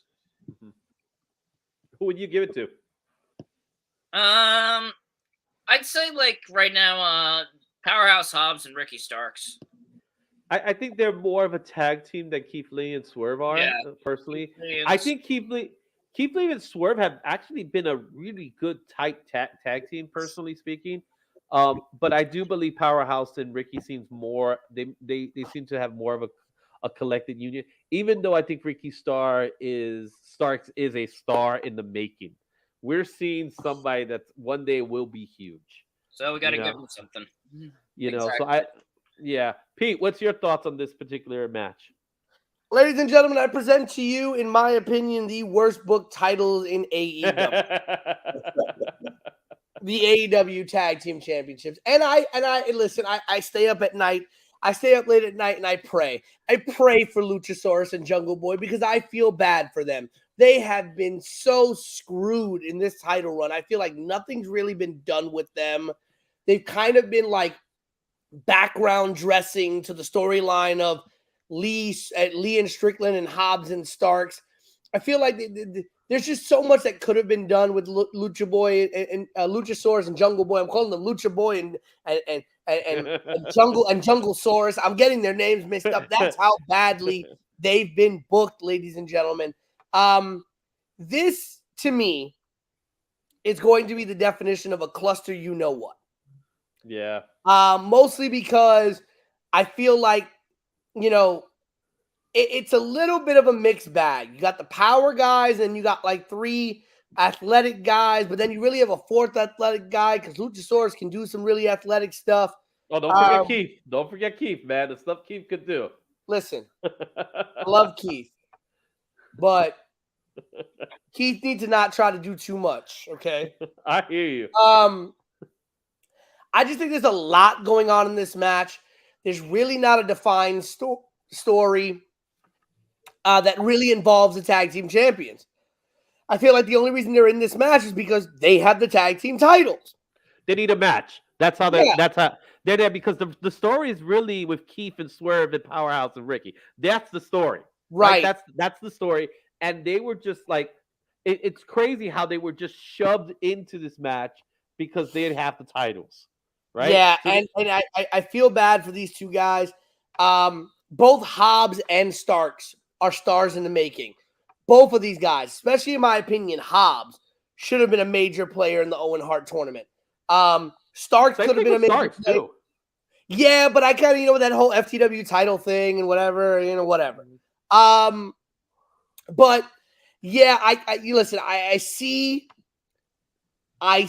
Tony Khan doing what Tony Khan does and being fascinated with the shiny new toys and putting the AEW tag team titles on Lee and Strickland. But I would prefer them to remain on Jungle Boy and Luchasaurus. But yeah, I see Lee and Strickland getting the titles simply because of Khan doing Khan things. Well, and here's the thing that I find interesting. Again, this particular card is overbooked. I think this is going to go to like midnight, right? It's going to be. It always does. It always does. It's going to be a long. The worst things about AEW. I'm sorry. They're worse than Mania. AEW pay-per-views are worse than Mania. They're long. I think my personal opinion is that it would have been a better build to take Jungle Saurus. Now you got me saying it. Jungle Boy and Luchasaurus to take them off of this match and plant them with FTR because FTR is the hottest tag team right now. It's crazy, but they really are the hottest tag team. They're being looked at the biggest tag team today. Meanwhile, Jungle Boy and Luchasaurus have the AEW title, which is supposed to be bigger than the ROH title and the AAA title. But because FTR has been, first of all, they're going through this babyface transition that's insane, right? That it just happened. It's a weird thing how it just happened. And they're so hot. It is a shame that they're not put in the pay-per-view. This is one of those booking decisions that I think this is one of the very first times that you get to see AEW kind of like showing off a little bit of their weakness, which they've been very hot. I think the coal is starting to get smaller. And now is when you start seeing them like, okay, now we really got to figure out how to make this work. There's, I think Jungle Boy and Luchasaurus are misplaced in this match. And then I have to admit, the whole Christian of it all is another aspect of it that I'm not sure what's going on there. Yeah. Because it's weird. I think it's not the same without Marco Stunt. I think Marco Stunt is missing from this equation. Yeah. I really do. And it's sad because he was such a great component for that group, right? Mm-hmm. What do you think, Todd? Marco Stunt should not be on national TV. He should not be in the ring. He should not be wrestling. Any one of us could pin him. Oh, yeah, I agree to that part. I mean, I like him with them. I guess, all right, as a manager, I'll give him that. But the problem is, he's even tweeting like, oh, I want a real run. It's like, no, because you're not going to get one. Because basically everyone in the stand could kick your ass. You're short. You look like you haven't touched a weight in your life. You should not be in that ring. You keep getting injured. You should not be in the ring. Well, I'd say the type of impression that I get from Marco Stunt is like a managerial position, in Luchasaurus. But people have convinced him that he can be a wrestler. It's just like, you know what? Someone should probably just shoot on him. Actually, I heard Bill Dundee did. I heard Bill Dundee hit him hard, and that's why when they were in Memphis, that he wasn't there for the Memphis tribute. It's because, Marco. I mean, I'm sorry if he learns his place as a manager. Yeah, all right, I'll give you that. But you know what? He adds nothing. He's an eyesore, and he makes every single person when he's in a ring and they have to sell for him just look, low rent. This is a major my pushback to you on that would be you could say the same thing about Rey Mysterio. Oh, no. Now we're going to have a fight. No. Rey Mysterio is actually athletic. Rey Mysterio could do things. Rey Mysterio looks like he touched a weight. Okay? No. Not in the beginning, he didn't. Not in the beginning. When I watched 18, 19, 20-year-old Rey Mysterio out of Mexico, okay, as a very young kid in WCW, didn't look like he touched a weight in his life. Heck, when they unmasked him in the middle of a WCW ring, he looked like he had the head of a 12-year-old and looked like he had, waited 35 years. Okay? I agree. But he's a much better athlete than Marco. Marco can't. But again, it's that suspension. The same way I will sit here and argue forever and ever while it was an emotional moment, it makes no sense to me how Rey Mysterio can beat the Big Show for a championship. It makes no sense from a logical point of view. I agree. There's that suspension of disbelief. And that's what Marco's there for. Marco's there for that suspension of disbelief with him. Well, like when he's flipping and diving, he's like okay. Before we have a match tomorrow, I want to take Todd. I want to take Todd down to Creator Pro, and I want him to make this argument to Pat Buck and Brian Myers, because you know who just won the Creator Pro tag team titles like a couple of weeks ago? Yeah, Hornswoggle. That's why it's called Mud Show. But here's what I would say about Marco Stunt.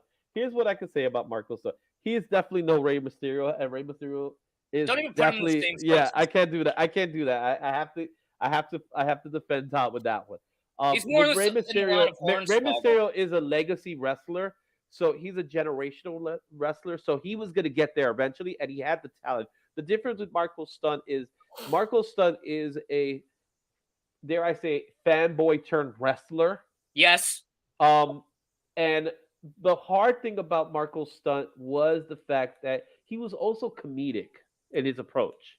You didn't want to you wouldn't take him serious, and he was always the butt of the joke. He was always getting beat up, right, for whatever it is. So there, he if you're gonna make a comparison, I would have compared more with Spike Dudley than Rey Mysterio if there was a comparison there. But you can do that with any of the little wrestlers. You can do that Yeah. with the Hornswoggle. You could even Mike do Douglas that, actually pretty big. and I'm forgetting his name right now off the top of my head. Well, Give me Mikey one- Whipwreck. Well, no, because Whipwreck. Mikey had some time to him, some size to him. But you look at, for example, I'm forgetting what his name is right now. Hornswoggle? No, there's a wrestler in MLW right now. There we go, Microman wrestling in for MLW right now. The Luchador, okay, is a man that is literally, I'm forgetting exactly what he is the world's smallest wrestler. He is 1 meter tall. He is 1 meter tall. And this is a man who is in rings in Mexico and now in rings in MLW, performing professional wrestling maneuvers on much bigger individuals. So, we could say this about Mysterio, Spike. We could say this about, and yes, I agree with you. The comedic aspect to what Marco was doing needed to be changed if he wanted to be taken seriously as a performer. I grab him by his hair and swing him around. I feel like you can't have Jurassic Express without Marco. They're not Jurassic Express anymore. If you noticed that. They're not, and I feel like you still need that trio. I always saw Marco as, he's that manager, but say, somebody's interfering in a match, to stop Jungle Boy and Luchasaurus from winning, Marco's there as the backup to, do a moonsault off the rope, and he was the sympathy card. He's the sympathy card. He's the right. Marco's Jungle Boy's role. Jungle Boy's role is not the sympathy cards. Jungle Boy's role is to be the Jungle Man, right? Luchasaurus is the monster, but Marco Stunt was the guy that needs to get beat up all the time because you feel worried and he needs someone to save him, and that's where these guys would jump in, right? He was, as they put it, he was the child in the group. They really did call him the kid in the group. And being that he's gone, there is a missing element because Christian does not fill that void that Marco Stunt left. All right. If they wanted to do something and get someone else, that would have been good. But Christian is just, they're too different. He has no gimmick in comparison to them. Right. You're talking about the jungle guys with the vampire. You know what I mean? Because that's the only gimmick that Christian had. And the Canadian vampire. So it doesn't work in that way. And I think they're going to split pretty soon. You could see the writing on the wall that they're doing something where Jungle Boy is like looking at Christian's booking matches, and he's like, what are you doing? I like the fact that Christian was doing that little thing with Impact for a little while. That worked for him. But then when they put him together with Jungle Boy and Luchasaurus, I don't know. It just doesn't seem right. And it's almost as if Christian booted Marco Stunt out. That's what it feels like. And I think that's why it's not working. But as far as this match goes, I'm gonna give it to Hobbs and Stark. That's who I'm gonna go, even though I don't care at the end of the day who ends up winning. I don't want Lee and Swerve to win. I don't know why, because I feel like they're better off by themselves. I think they're good as a tag team when they need to be a tag team, rather than we're gonna be a tag team moving forward. I think Hobbs and Stark are more of a tag team glue than everyone else is. And if Jungle Boy Luchasaurus wins, I'm cool with that too. But I think it's time to move on to the next title match. And we spent way too much time on this match. Yeah. And this is a match that I'm very looking forward to seeing, because I think it'll be an amazing wrestling match. And that's going to be Thunder Rosa with Serena Deeb. What do you guys think? I'll start with you, Pete. I now point your attention to the second worst book title run in AEW. I love Thunder Rosa from the bottom of my heart. I've been able to, work with her on a couple of occasions, and she is as authentic a person off screen as she is on screen. This is not a character for her. This is her life. This is what she loves. And I was so happy for her to win this championship, and she was the right choice for this championship. Mhm. Since winning the championship, we've seen Thunder Rosa in one match since then. Yep. Since winning the championship, mostly in talking segments. And if it was any indication how wrong we could do things, her music started playing before her promo finished on Dynamite. She got the and Oscar treatment. she was talking over her own music, right? Listen, I love Serena. I loved Serena when she was in the WWE. I thought getting rid of her was a bad choice. I've loved Serena since she got to AEW. I thought she was a great addition to their women's roster as a veteran wrestler. But I'm sorry, I do not see Serena as the women's champion. I just don't. And I love her. I think she has the ability. Serena is kind of in that Dean Malenko area where she's one of the greatest wrestlers you will see in that ring and one of the greatest performers you will ever see inside those ropes. But she just does not have the charisma to be a champion. Thunder has to win this simply because if she loses this, it invalidates everything she will ever do for the rest of her run. Yeah, I'm with Pete on this. Thunder Rosa has to win. This is definitely going to be probably one of the better matches of the night. I mean, they're the two best women on their roster right now. I mean, in terms of wrestling. Pure wrestling. Yeah, They're pure awesome. wrestling. Britt Baker's the better personality. Mhm. I mean, but, I mean, right now, yeah.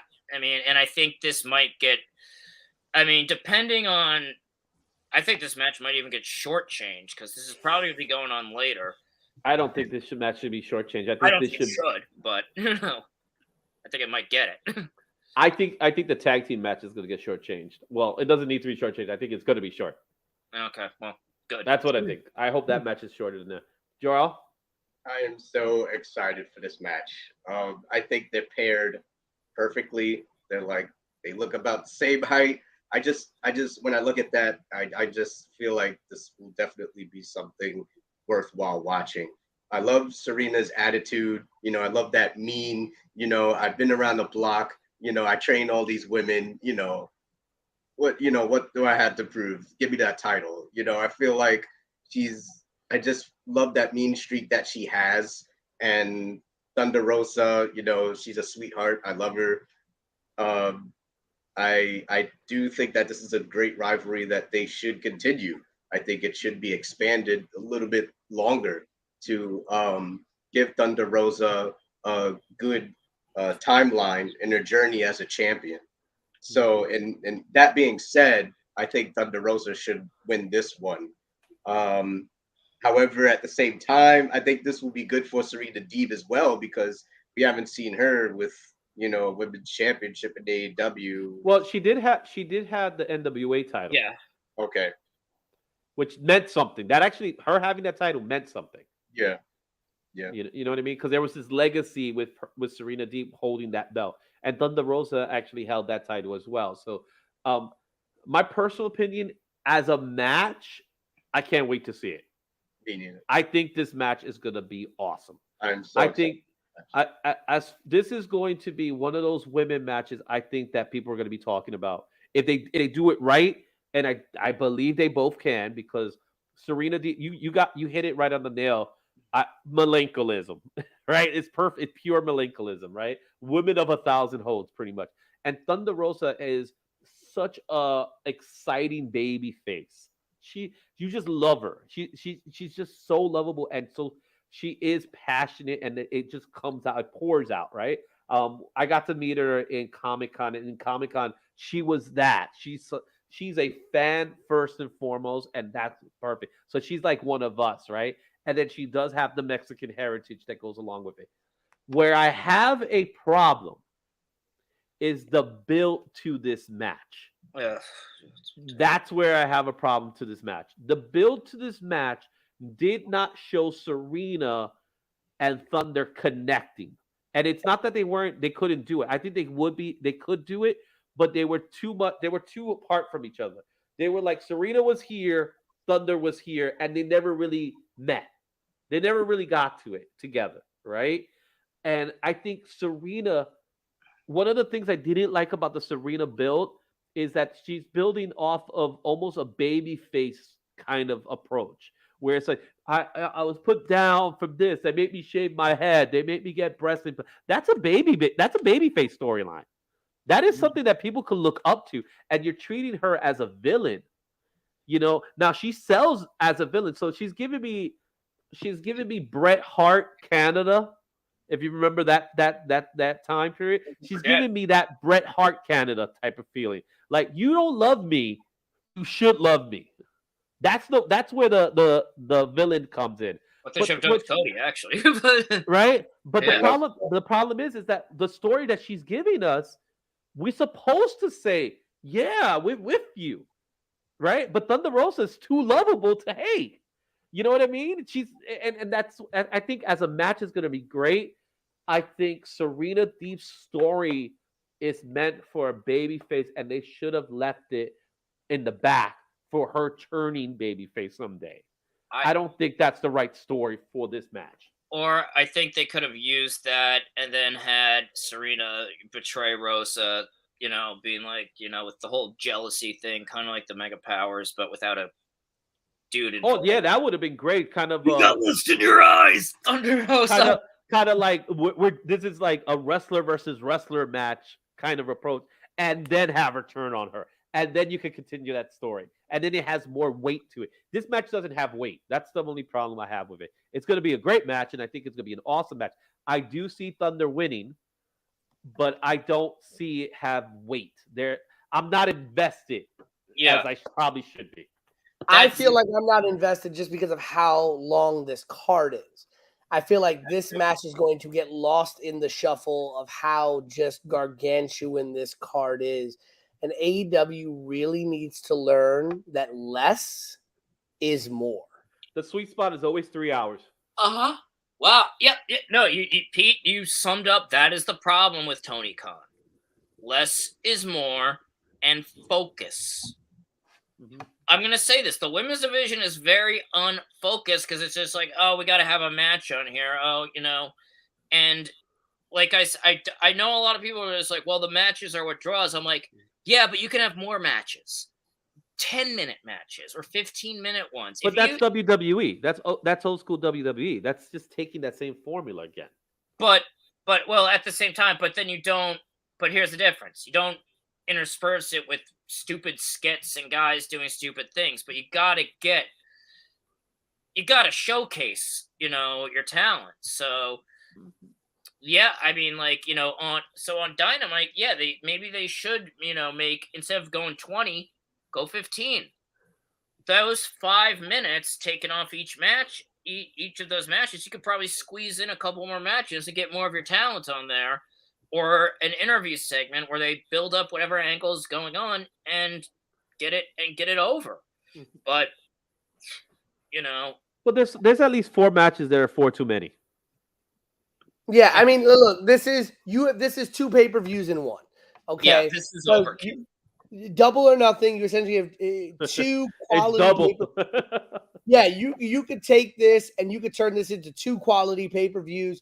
Run these storylines a little bit longer. I honestly think with as many storylines as they do, they could run some of these on Elevation. You could run some of these on some of your lesser-known shows to get people to tune in. This is also a problem with AEW Dark, where they have 14 matches for a 1-hour YouTube show. So every match is like a 3-minute squash match. It's like there's Tony Khan has something at his luxury. He has 4 different television outlets, essentially.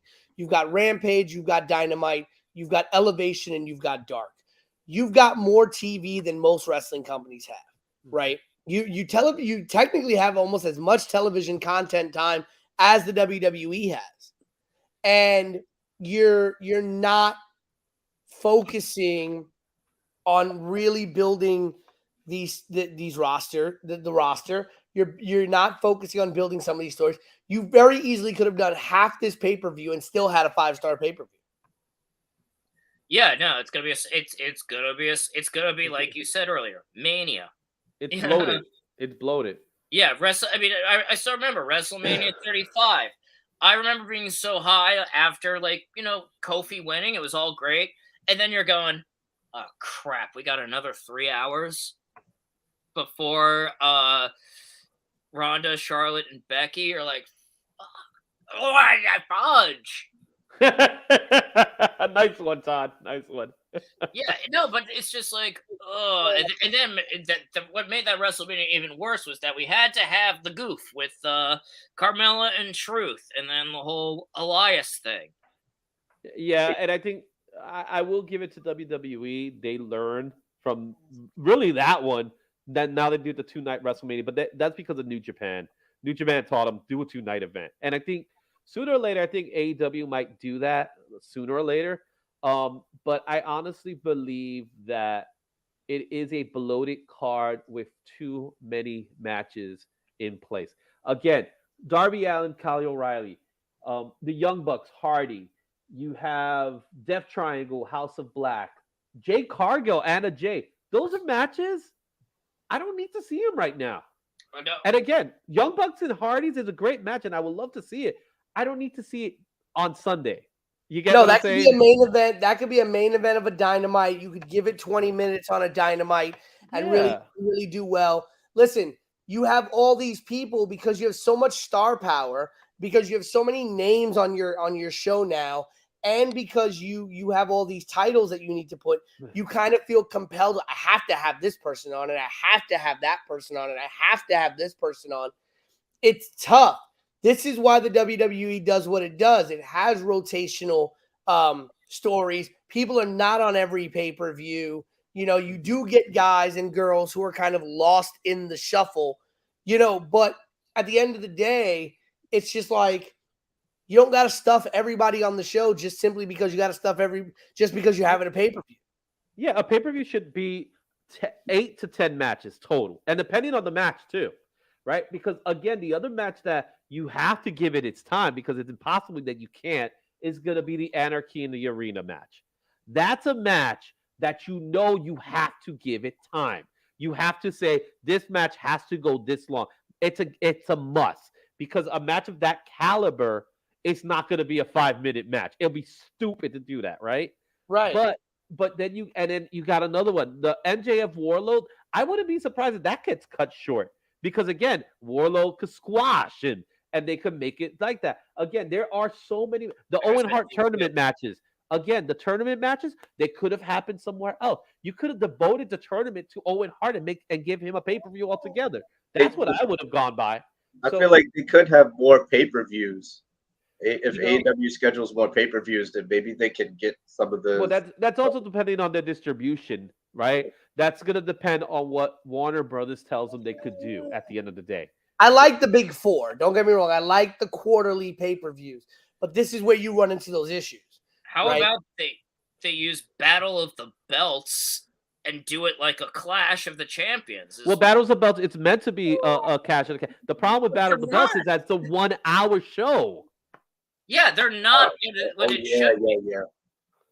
Should be Battles of the Belts is essentially Clash of Champions. That's what it is. But it's done in 1 hour.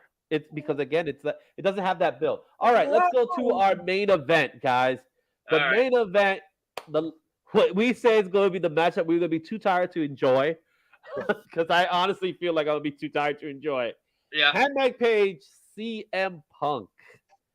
Is this the night that CM Punk turns heel? Because I think it is. I think so. I'm hearing about it. But I think he'll still be cheered. Oh, yeah, of course. He's CM Punk. Oh, yeah, because Punk can do no wrong with the AEW fan base. This is their god. This is their hope eternal. But he has his haters. He has his haters. Not in the AEW fan base, though. Not the people who pay money to go see AEW. Not the people who are out, not those diehard casual fans, those diehard fans that AEW caters to. They love CM Punk. They're the reason why Punk is in this situation that he's in right now. I kind of feel like this is a bit fast. I don't want to see Hangman versus Punk. Mostly because I kind of feel like if you've done all this to have Punk lose, what have we done here? Well, has Hangman been the type of champion that he probably should have been? Like the build to his championship was good, but now that he's here, it hasn't lived up to it. No. Unfortunately. Well, he needs somebody to dance with. That's the thing. He hasn't had somebody to really dance with. He had Adam Cole for 2-3 weeks. The Danielson feud really didn't make any sense because you had Bryan Danielson coming in as one of the biggest baby faces in the world, and you're fighting the babyface champion. And you kind of had to turn Danielson heel in order for this to work. That's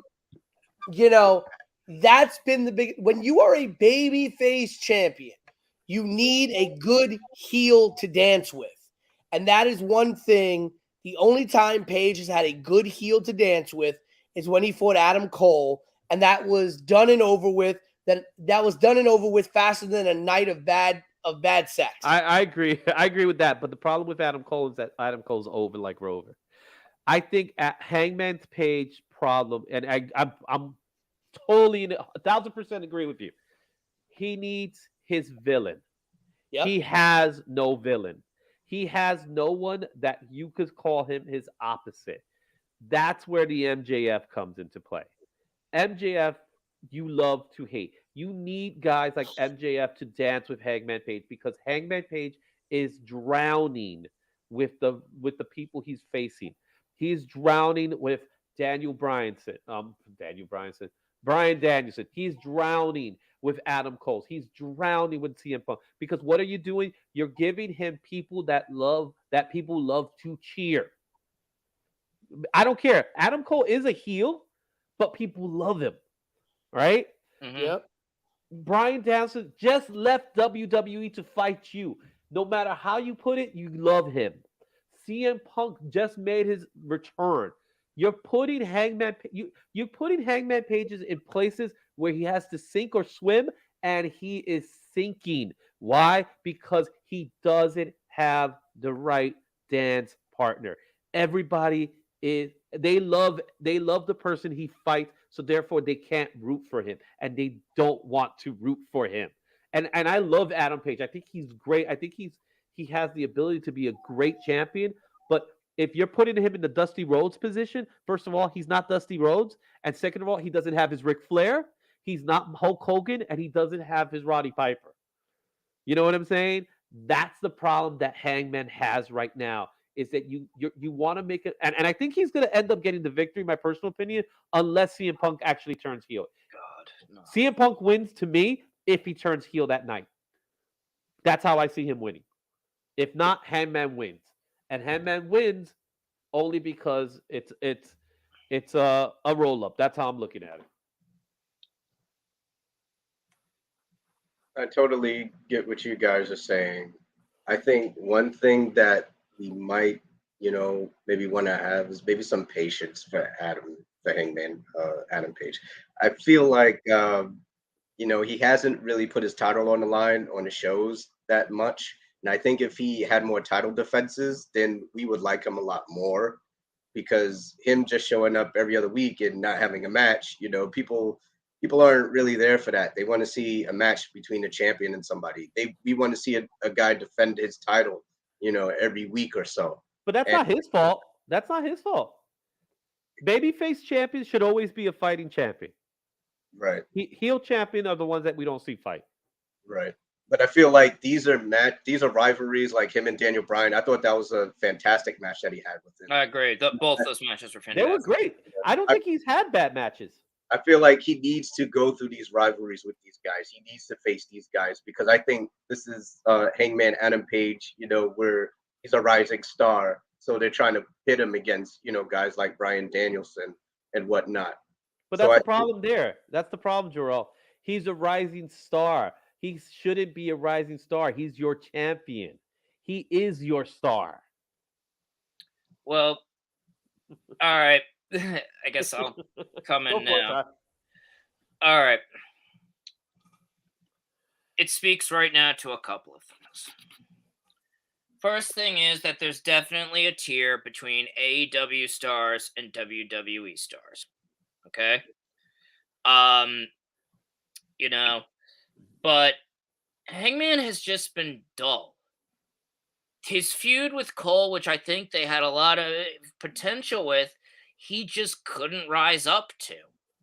I think he was able to latch on to chasing the title from Omega, but then he kind of languished where he was a drunk, and then I mean, the Dark It was Order hard to thing, like him. okay, I'm like, I got that, but they liked him chasing the title, but once again, like some guys, once they win it, it's like, okay, where do we go from here? And I think I can see him winning, but it would be a huge mistake because right now, much like it'd be like if it would be like if Shawn Michaels beat Austin at WrestleMania 14. CM Punk is where all the momentum is behind. It's clear. You got to give him the belt, and let's look at what can come after. CM Punk and Danielson. CM Punk and Eddie. CM Punk, Moxley. CM Punk and Omega. And then, and I think this is the match that AEW should be building to, should immediately be building to. Hasn't happened in nearly 20 years. CM Punk, Samoa Joe for the title. That is their big. That could be their big marquee Hogan Andre type match. I see your point, Todd, but I don't know if I feel the same way because I think they're past their primes, both of them. Mm-hmm. So I don't see that. Yeah, I see that being a good match. Do I see that as a title match? Yeah, I can see that as a title match. But I don't see that. I don't see that as a WrestleMania caliber match. And hey, you guys, and Pete, I want to get to your opinion, but before we get there, I just have one question before I forget it. Is Double or Nothing meant to be their SummerSlam or their WrestleMania? SummerSlam, I believe, because I believe Allin's their Mania. Because I think sometimes they refer to this as their Mania. Well, it's their first pay-per-view as AEW, but All Out is like, and I guess now that Tony owns it, he could call it all in. Yeah, because I feel like All Out should be their WrestleMania. I agree. That's their equivalent, and this should be more like their SummerSlam. But I don't think they think that way, which is weird to me. But this card definitely feels like a SummerSlam card. So I'm about to say something that's probably gonna end up with me having people wanting to tar and feather me and carry me. If they leave comments, that works for me, so I'm happy with that. I got some in the back. Old man Punk ain't it. I agree. I'm sorry. Punk has lost a step. Punk is not what he once was. He's going to be transitional. And I'm sorry. I loved Punk and Joe. I loved all those matches that you pitched, Todd. Mm-hmm. And they would have worked with Punk 8 years ago, 7 years ago, hell, even 10 years ago. They would have worked. They would have been fantastic, and they would have been main event quality. But they aren't, because Punk is not that guy anymore. And, Punk is he looks slower. He still wants it. He still got it, but it almost seems like Punk is going through the motions in a lot of matches. I think Punk turning heel will be the greatest thing for him, because it will help him not have to do as much. But here's my thing. They didn't build anybody for Hangman. I don't know if the Omega injury derailed plans or what. But it just seems to me as if they just had no one in the wings for Adam. They had someone. Adam Cole. No, not it's MJF. Yeah, I agree. Well, yeah, but I mean, MJF is your guy. MJF is the guy, and he would have been a great foil for Hangman Page, especially because he is a pure heel. And this has been the problem. Hangman Page has been put out, in the desert sun and told to find water. And that's been the hardest thing for him in this title run. I think he's been a good champion. I agree. I like him. I think he's been a great champion. I've liked his matches. I liked his matches with Danielson, but that was the problem. I liked their matches.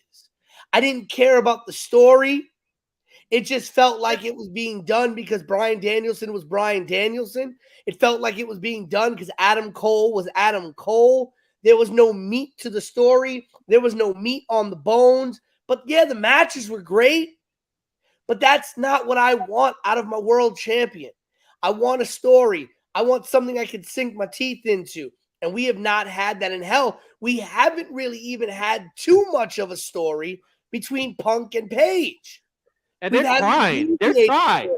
I think Punk is trying to squeeze it out, but I think it's because they do it on one show. They should have it on both shows. Like they should carry the rivalry from Dynamite to Rampage and back and forth. I don't think it's necessary, but what I think was necessary is that they have to have a reason to want to fight each other other than I want to face the best, because that's stale. Everybody wants to see people wants to see these matches. They want to see it, but no one wants to love this match. No one's gonna, when this match is over, no one's gonna say, oh man, that build to CM Punk Adam Page was, oh my goodness, because it wasn't. And I think the closest thing to a build was this Wednesday when Hangman's like, I'm seeing through you. Again, I've seen that line 100 times before, and that's why I think CM Punk has to turn, because it's doing is making Hangman say, I see through your BS. Right? Because that's the story he's trying to pull off. And the only way you're going to do that is by making the BS real. You know what I mean? Making that story real. Because I think what's going to end up happening is CM Punk has to turn heel in order to make Hangman likable. I agree. There needs to be at least one of them has to be heel at least. And we didn't get that in this build-up. And I feel like we're going to get that in the end. Just like in WrestleMania 17 when you had Austin versus Rock. You didn't really have an idea that Austin was going to turn that night, but it did happen. So maybe that's what we're going to get. But I do think that at least one guy had to be the heel, one guy had to be babyface, because I'm cheering both of them on, and I'm really excited for this match, regardless of the mistakes in between. I feel like what we're talking about right now sums up the big problem with AEW. They have these great matches, but their storytelling's weak. And that I don't want to... Punk, Danielson, Cole, say what you want about how WWE does things. And it's pretty bad right now. Up there, they teach you are more than a wrestler.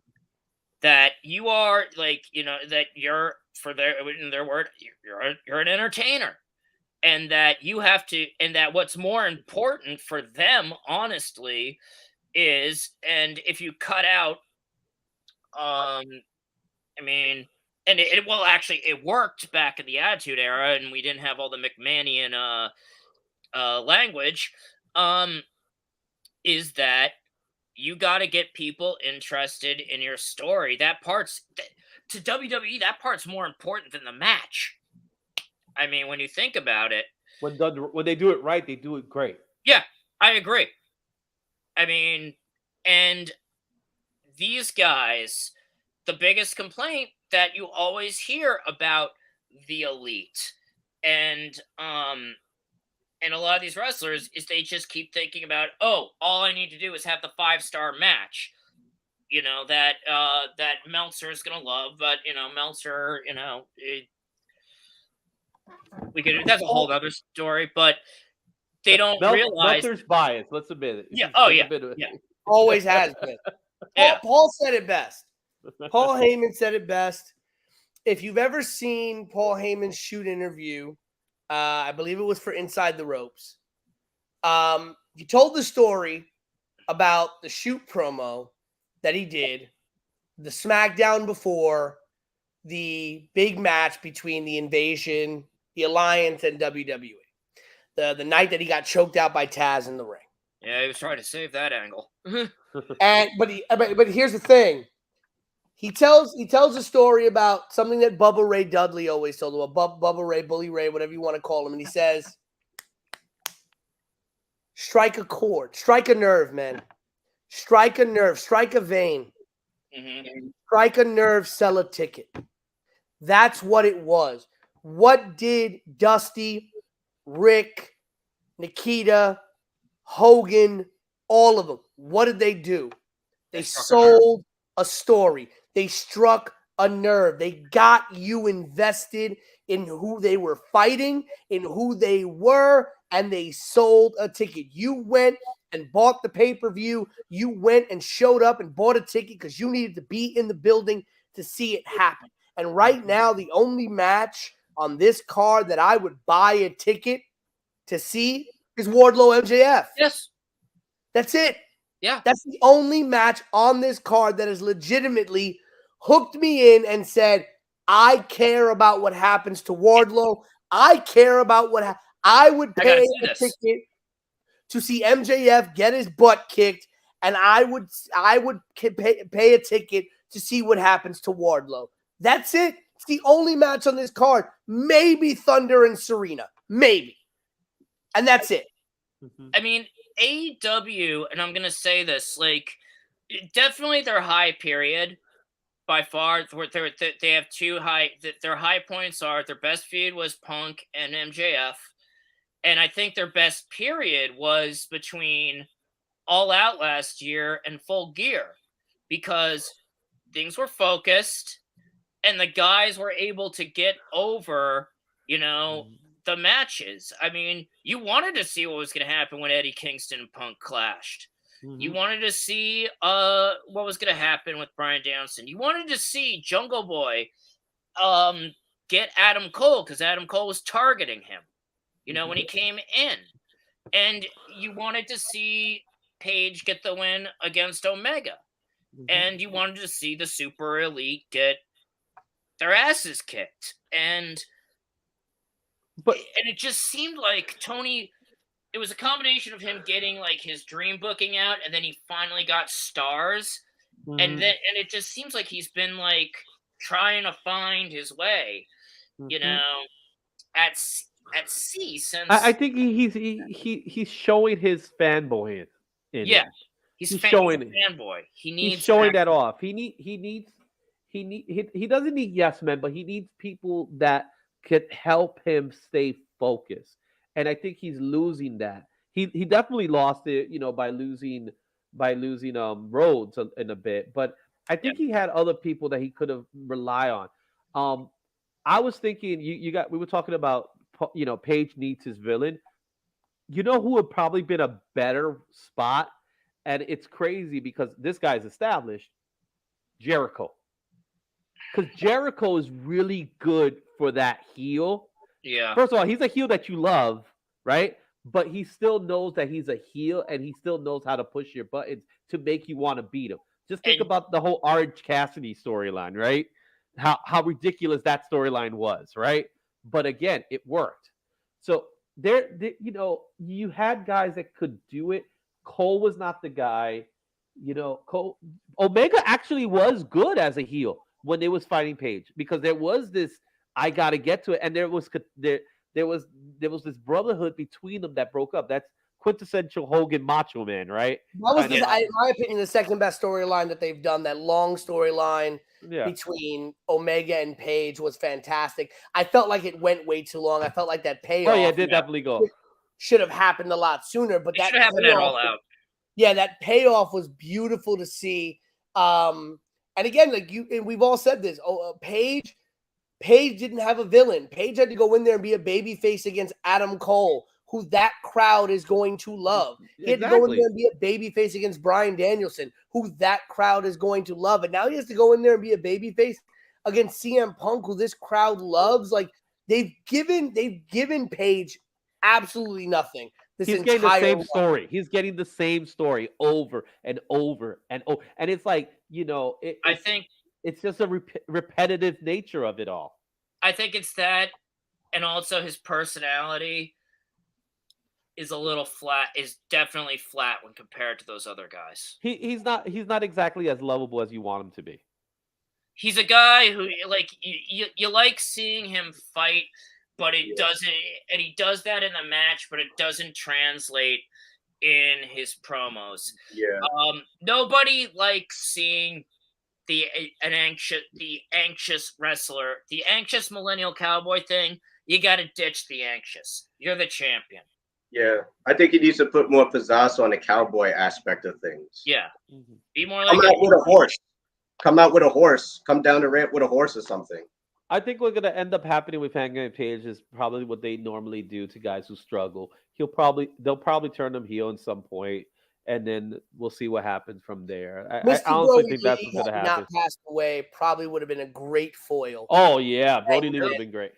Brody would have been fantastic. Brody would have been fantastic for Hangman. Brody. Had Brody not passed away, with the way that they did the Dark Order storyline, they could have done that same thing with Brody bringing him in, and then Hangman finding the light, Hangman finally winning that title, and then Brody being that big villain for him to have to now face off against. Yeah. I have another one who would have been great. Cody. Cody would have been good. Had Cody decided to turn heel, him and Adam, we probably would not be talking about it. We wouldn't. We definitely wouldn't. We'd be talking about those two. Mm-hmm. And then maybe even having Cody go into CM Punk. I mean, Cody would have been. Cody's a good choice. Ricky Starks is a great opportunity, but he's one of those guys that you're gonna end up cheering after. Ricky Starks, I think, will be great for a villain character, especially the fact that he could be devious. So you got guy. Yeah, but you got guy.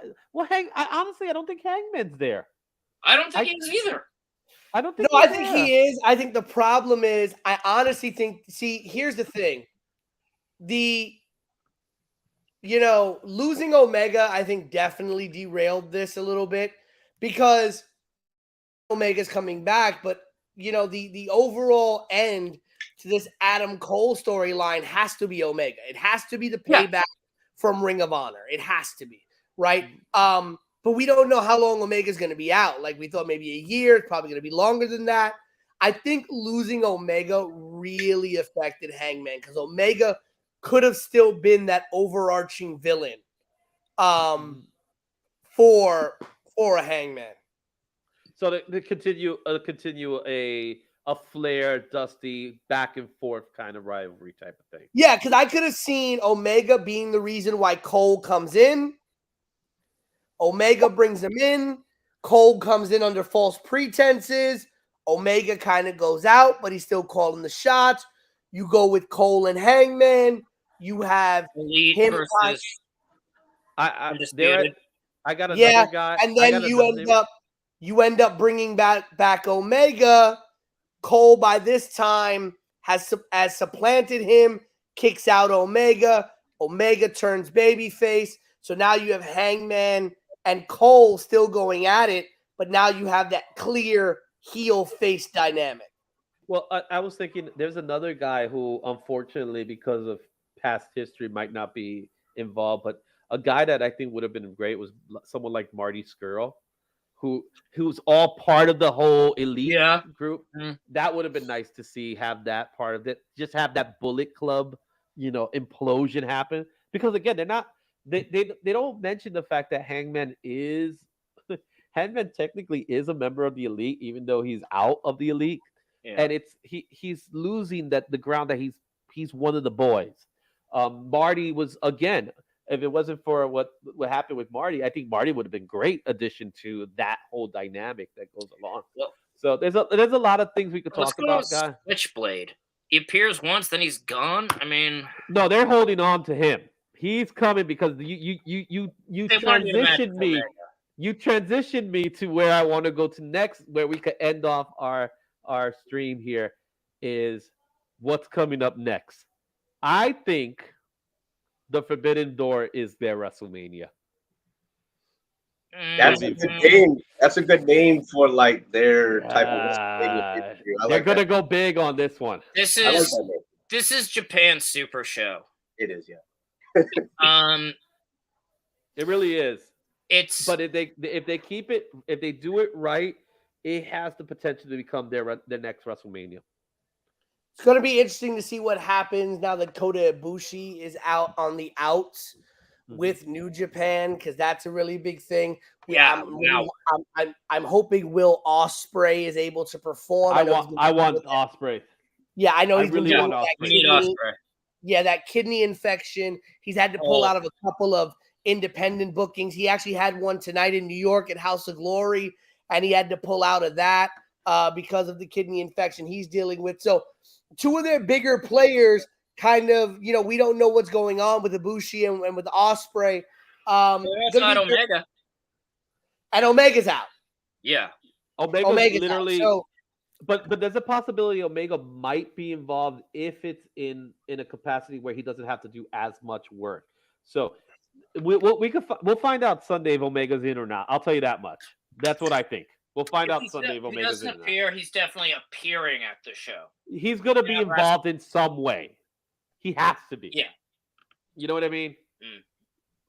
But again, you say Ospreay, obviously Okada's another name that's I'm hearing is questionable.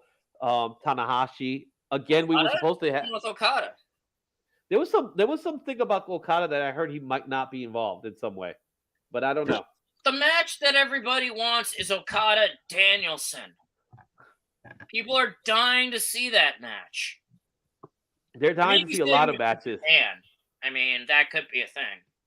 Well, because there is going to be a show in Japan, like a Forbidden Door in Japan. So, so we'll see what happens. But what do you guys think about this? Obviously, Bullet Club, God is going to be involved. I think God is going to be somewhere. The fact that God has not been involved yet on AEW programming is so interesting. It's one of these things where it's just like, I'd love to see FTR versus God. Oh my goodness. Yes. Like that right there would be a fantastic match. Oh yeah, those two will the match of maybe the match of the night. I mean, FTR is just between they're on fire right now, and everybody's loving it, and they're actually doing good, switching to being baby faces. Well, it was a very strange transition. I don't even know how it happened, to be honest. It'll be very interesting to see if any of the players in Impact Wrestling become a part of this, because the Bullet Club has been involved in a very big storyline over at Impact with Chris Bay and Jay White and the Good Brothers and things like that. A match that I would have loved to have seen, probably not one that a lot of people would have realized. I would have loved to have seen Kota Ibushi versus Jungle Boy. That would be a good one. I'm with you with that. Because they really need to pull the trigger on building Jungle Boy as a single star. And Ibushi could do it. All right, these were my picks for my dream match for Forbidden Door, if you guys don't mind. Yeah, go for it. All right, Danielson Okada, Punk and Naito. I think that would be a very interesting dynamic. Ospreay Omega. God FTR. Well, I'm just thinking, I'm with you on the Ospreay and Omega thing. I think that would be a fantastic storyline. But I don't know. Part of me wants to see Ospreay with someone else. I want to see Ospreay Danielson, but then actually, you know who I do want to see Ospreay with? Because I think it will be a banger of a match. I would love to see him with Pac. That would be a good one, yeah. I would love to see that. There's a lot of possibilities here. Ray Phoenix too. You throw Ray Phoenix into that mix? Actually, this is supposed to be happening twice a year, apparently, according to their deals. So, if it doesn't happen here, it'll happen in Japan or in the next one. They gave it away at Dynamite.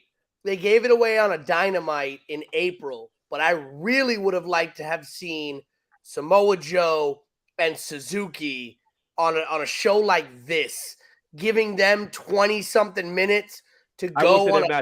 Their match was great, though. It was, but like, okay. you know, I'd love to see even, you know, you put a Suzuki up against, you know, what would be really great? You want to build him as a singles guy? Give me Suzuki and Wardlow. He's not selling those chops. I would, You know, I mean, there's so many guys, man. There's so many. I wonder if they're going to get any of the Stardom girls involved. I hope they do. I hope they do because this would be so male driven, and I don't think that would be right. Yeah. Unless they have plans to do a female version, but again, AEW doesn't have the female talent for it. Yeah, Evolution was the WWE version of a female talent, which I think it fell short because it felt more like a house show than it did a major pay-per-view. But I don't know if I agree with you. I don't think they have the talent roster to get there. They don't. I mean, like their women's division is in flux because I feel like Kenny is hell bent on doing Tokyo Joshi Princess America and trying his hardest to do that. The fact that they flew in Maki Ito for this thing, and whereas everybody else is going with Britt Baker, everybody else is going with Thunder Rosa. And so Kenny doesn't run that division anymore and hasn't in a while. Who? Kenny. Oh, I hear he's still involved though. No, he's involved. Yeah, I know. Dustin and someone else kind of really run the women's division, which is why you've seen that shift. AEW does have the women's roster to pull it off, especially if they utilize a lot of the connections that they've built on with a lot of the independent wrestlers that have come in. Well, they got their ROH talent as well. Right. And you could bring in a Trisha Dora who's appeared for them on AEW television, was part of the AEW, part of the Ring of Honor women's roster. You could pull out a Janai Kai who's been a part of AEW programming as well. So they have the women, even if they stood in house. You mentioned Mercedes Martinez as well. You have Thunder, you have Mercedes, you have Britt, you have Jade, you have Velvet, you have Kira Hogan, Statlander, Anna Jay, Ty Conti. And there's women that were even not really. You got Serena Deeb. You've got women that were not even. There's enough. Yeah, they have enough women to pull it off. I worry about how the American audience would take to the Joshi of Stardom because while there is I don't think they're so thrilled on them, man. No. It's just that the talent that we've gotten have, dare I say, I hate to use the term, they seem more like cosplayers than wrestlers. Yes. It's, you know what it is? There's a different. The Japanese style is very, very much dedicated to the in-ring style, and there's just nothing there that hooks you. There's the language. There's not a lot of promos in Japanese wrestling. There's not a lot of this. There's not a lot to get you invested in the character and who this person is. And unfortunately, the American audience is just like, who are you? It's actually why, and I'm gonna say this, Vince Russo, and when he talks about this, he's basically parroting what Vince McMahon says.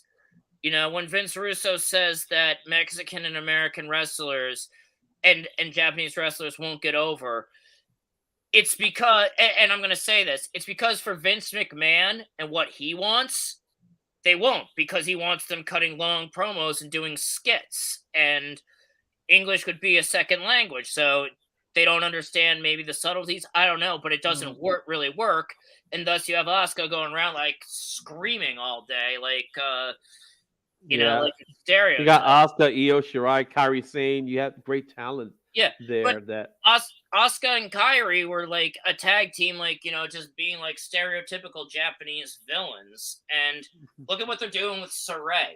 It's like, you know, maybe Bruce Pritchard's daughter showed him Sailor Moon, and all of a sudden, you know, they're doing this. She's probably just like, she probably wishes she had a crystal ball, because when she definitely was signed by Triple H, and she was probably told by Io and Asuka and Kairi, like, no, this is like, you know, they're really putting a focus on us and they're finding ways to get us over.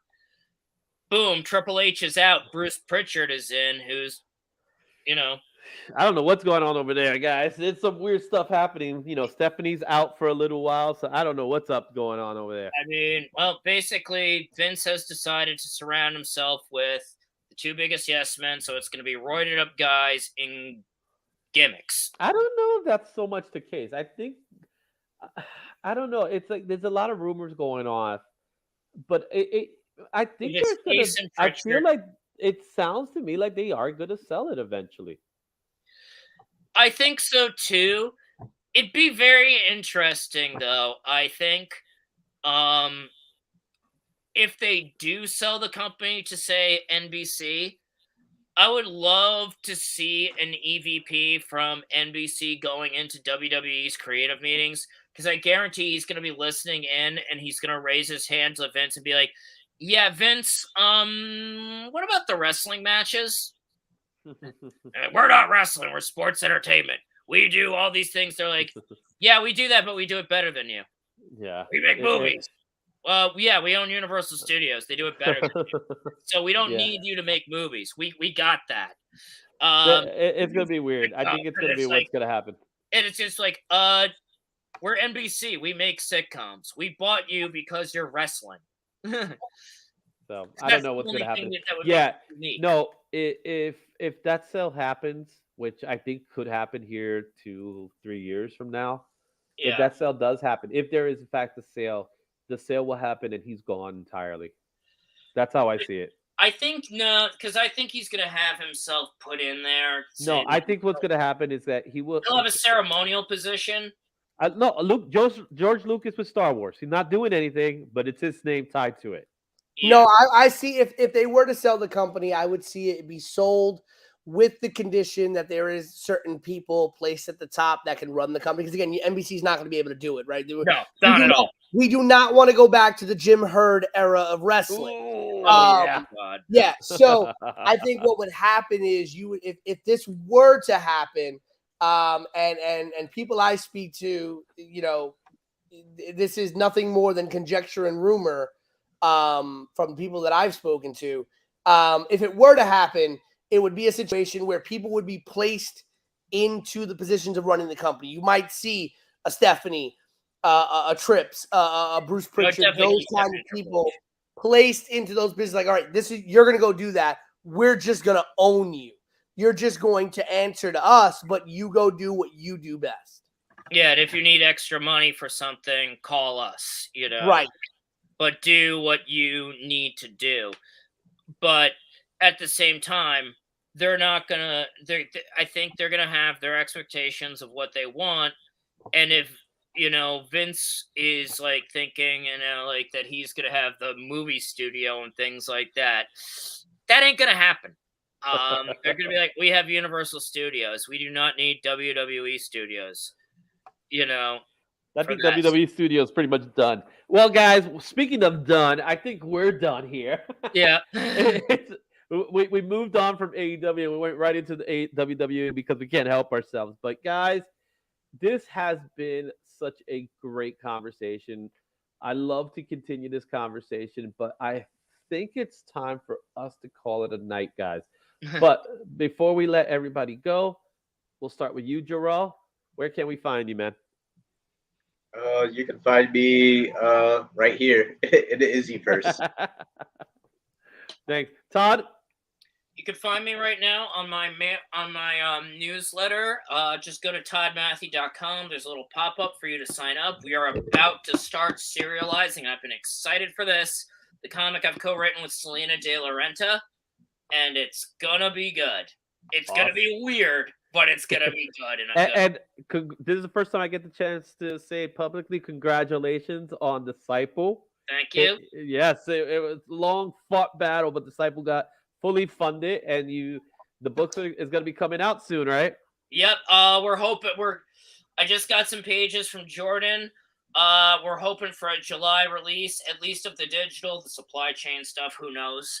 But I definitely want it out in July. There's going to be 5 extra pages, so we're going a little into issue 2, and you're going to see the grander picture other than the setup. It is going to be great. Awesome. Again, congratulations. And Pete, thank you for being part of the show.